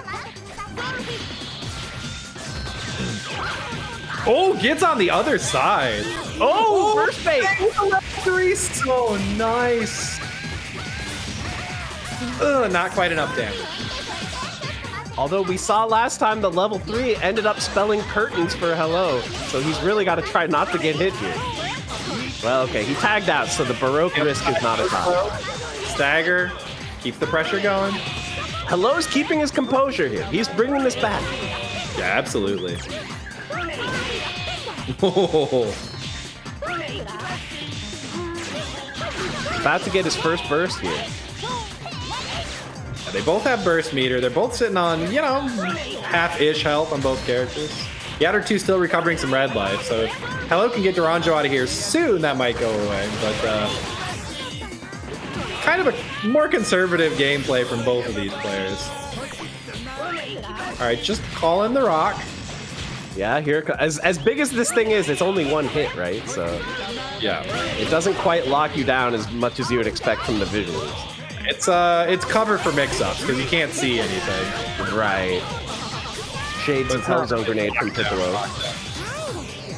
So once again, we're seeing Hello with no meter available, so that could be a little bit tricky for him here. Yes. Yachter 2's got a little bit of Baroque here too, so yeah, if he hits this. Oh, big Baroque, yeah. Probably enough damage if the robot might break the combo though. Robot messing it up. Here he comes again.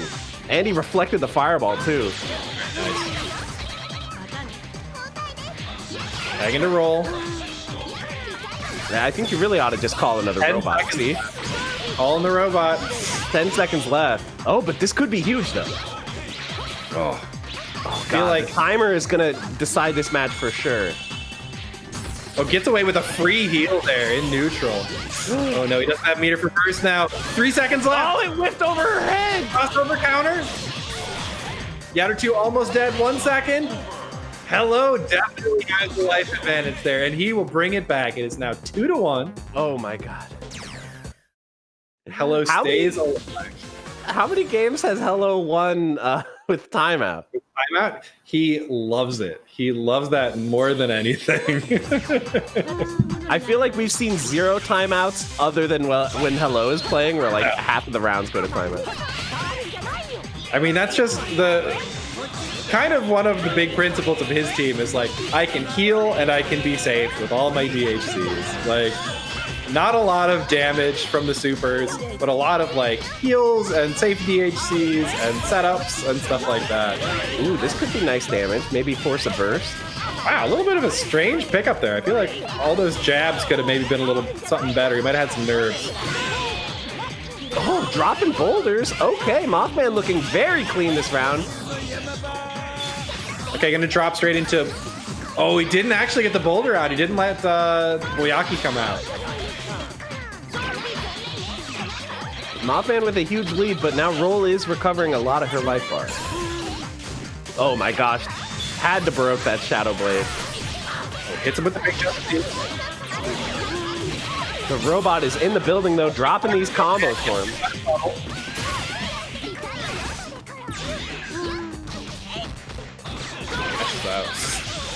Nice reflect, man. That reflect spinner is so good.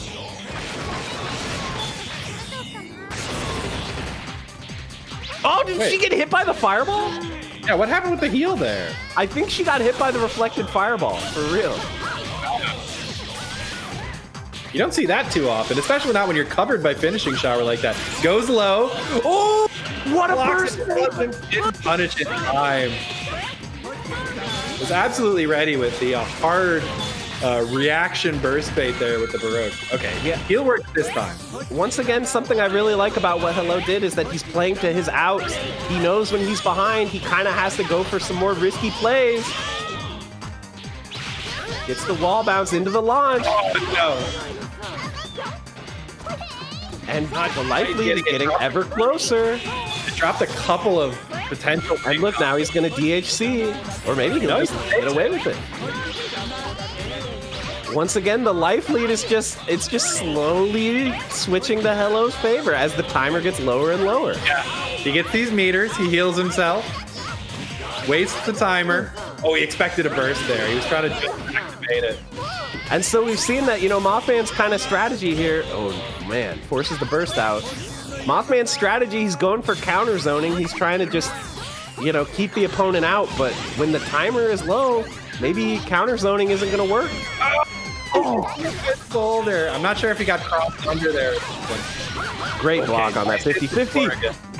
The raw launch. Oh, no, he was trying to go for a Baroque blockable, didn't have the right timing. Oh my gosh, this is so scary. No burst available for Hello. If he gets hit, he's just dead. He wasted. Is he gonna hit him here? Yeah, but the robot. Out of there with the launch. Yeah, this robot. Oh! Robot combos into the assist on the ground, and Mothman moves on to grand finals. He gets the rematch against OmegaZero. Wow, that was really scary there for a minute as Mothman, but he pulled it out. That Hello put up a really good fight. He just seemed so solid with that runaway game plan, but eventually the robot was too much to handle. Very just controlled gameplay. It's definitely the exact opposite of the normal Mothman team, we say, which is like just extreme rush down and oppression. And then the Hello team is just, I want to stay away. I want to stay safe. I keep healing myself and just keep the game going. So the curse of the Dolphin net play continues. There? Oh my God, you're actually in. Let me. Just gotta keep clicking it, The first 50 times he tried to join, it booted him, but then the 51st time it actually worked. The first 50 times were just practice. This is kind of a parable on persistence and diligence. All of you at home could do well to learn from MatchStick's example here. Just keep clicking the button until it works. No, I'm just. I hate that stupid quote about the definition of insanity. That quote is so stupid because listen, he tried it so many to computers. It's clearly proven false here. We've done the same thing and expected a different result, and there was a different result. Exactly. All right, so grand finals. So once again, Mothman has to win 2 sets, and he might be having to win it against a giant. But we'll see. Would not be surprised at all if this was the PTX pick because we saw it. He said that he had hit the lab, but it did not look like he was ready for that matchup. I was OmegaZero, and I was trying to take that sweet, sweet Matcherino money home. I would pick the PTX. Yeah, I think that definitely makes the most sense. And I don't know. It's just it seems like OmegaZero, he knows the Tekka Blade versus PTX matchup a lot better than Mothman does. You can just tell that Mothman seems unfamiliar. But we'll have to see. I mean, he's a very fast learner. I've played a lot of fighting games with Mothman, and he can just pick up a game or a matchup or a character and understand it intuitively very quickly. So maybe his learning computer brain will allow him to make something happen. Yeah, we'll see. So this is where the magic happens right here. Do we get the PTX? I just feel like he has to. It was 3-0. How can he not? It was. Uh-oh. Both characters thinking. Are we going to have to do a judge blind pick? Nope. We're right in there. Not a surprise. The PTX comes out. Did you guys play Lost Planet? It was actually a pretty sick game. It's supposed to be good. I never played it, though. It's a little arcadey, which is, I feel like, kind of rare for games these days. Most shooters are, like, super slow. But, yeah, it was a sick game.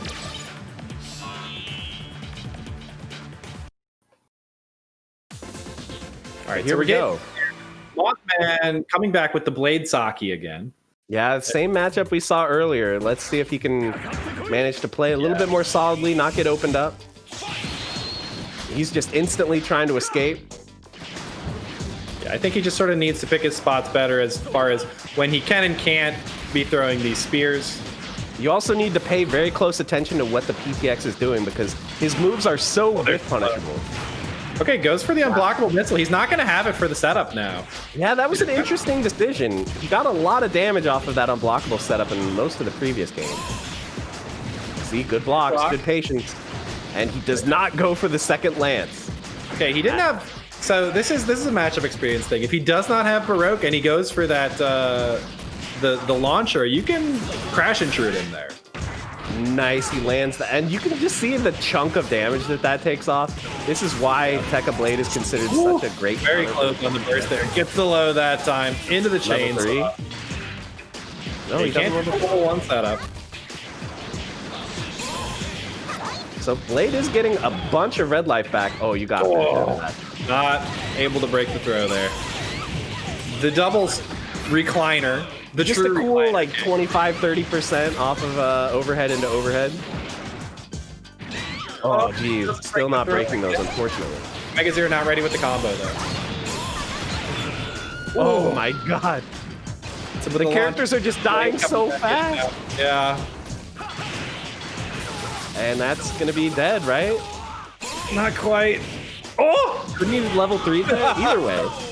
The cross-up jets. All right, we've seen that a couple times too. So OmegaZero takes the first game, and it's looking rough for Mothman. It's not really looking like he understands this matchup too well. Yeah, it's definitely looking tough. I think that a better approach here might be, you know, he up back. I think that's smart, but just watch PTX, and if you see a whiff, you have to take advantage of it, whether it's with crash intrude or whatever. Oh, gets opened up right away low there. Yeah, and just a huge chunk of damage just off a couple moves here. Oh. And the instant overhead. Overhead. Tag to Saki. Oh, she gets punished for the burst. That is not the spot. All right, he manages to get his way out. And he gets thrown again. Okay, does break it this time. Nice. Nice. Okay, you're getting some damage now. A little bit of damage. Got a little bit greedy there. Threw one too many grenades and gets punished for it. Oh, he did have the unblockable ready to go there, but he just went for the overhead again, and it worked out for him. Oh, he's on that. Look at these setups. Okay, big crash intrude. All right, we got the crash intrude. This is still an uphill battle, though, for sure. And this time, OmegaZero does have the unblockable missile stock. In case you guys don't know, you can check what's on his shoulders. If he has a cannon on his shoulder, he's got an unblockable, and he starts the round with it. So, and here it is. Oh, I feel like he could have maybe crash intruded right when that super started up and caught him, but the lance is definitely not going to make it through all the spam there. Yeah. All right, last chance for Mothman. He's got to find something. Yeah, he's got to find something here, or else this tournament is over. And he's not switching characters either.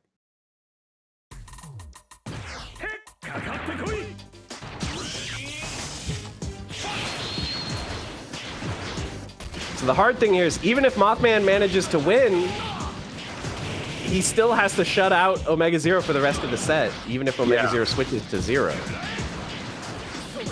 And Mothman will be able to switch his team in response, but still, fighting cold against OmegaZero's main team is going to be hard. It's going to be hard. And I mean, even if, you know, even if that happens, I would expect OmegaZero to stick with his PTX. It's been working out so well for him. Yeah. Okay, he's getting his hits where he can. But that's gonna hurt. Double OTG. Okay, Crash Intrude. Crash Intrude. Get a little bit of damage in there. Okay, just escaping, throwing the lances. Okay, I like it. Okay. Oh, Crash Intrude, another whiff punish. Very good. Yeah, that's what I'm talking about. If you whiff that one, get in there. Ooh, tried to go for the OTG ground stab there. Didn't quite have the timing. All right, chicken blocks it all. And see, he should have looked for a whiff punish there with the lances. Yeah, Lancer or Crash Intrude. But he's definitely adapting. And see, there we go. The lance gets in there before the guard point starts up. And you can tell he's... Oh, okay, gets snapped back. Kind of interesting. I don't know why you go for the snapback there. I would definitely try to finish off Blade. You had the wall bounce if you wanted it. All right, nice. He escapes again. It's looking like Mothman might be learning the matchup as we speak. It's definitely going better. Yeah, he gets his damage where he can and then just dashes out of the corner. Looking good, looking good. A lot of damage piling up on PTX here. Oh, he gets opened up. Ah, the burst. He gets burst baited. Oh, God, the big damage. Oh, he's got the timing for level 1 Super too. And Saki is dead. It is all down to Tekkaman Blade now. I think one Crash Intrude might be enough, but it's not going to happen. He bursted early again. Oh, and the unblockable incoming. Oh, you hate to see it happen. He was sad stuff for Mothman. Gets taken out 3-0, but OmegaZero wins the tournament. Congratulations to OmegaZero. Yeah, he is someone who has been here, you know, in the top 3, top 4 for a long time now. Never quite made it, but today is his day in the sun. You know, we had all the killers out here once again, and he came out on top. Yeah, he's been close many times in recent memory, but he finally pulls it off. So very well done to him. Congratulations. And you know, Mothman, second place, not too shabby. We'll have to see. Maybe there can be some time in the lab or something. It's just the matchups are so different. It's like you're playing a different game when you fight the Giants. It is. You definitely have to just like learn that matchup, play that matchup. Fortunately, like the things that you have to learn and remember are relatively it's a shorter list compared to I think a lot of matchups. But you just have to get in there and lab it out. And I hope he gets over that. Yeah.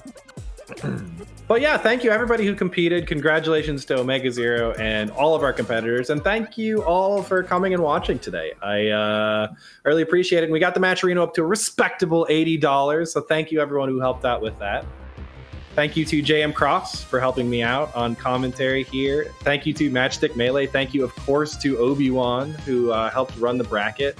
Drop your follows and subscriptions now before this stream ends. Right now, immediately.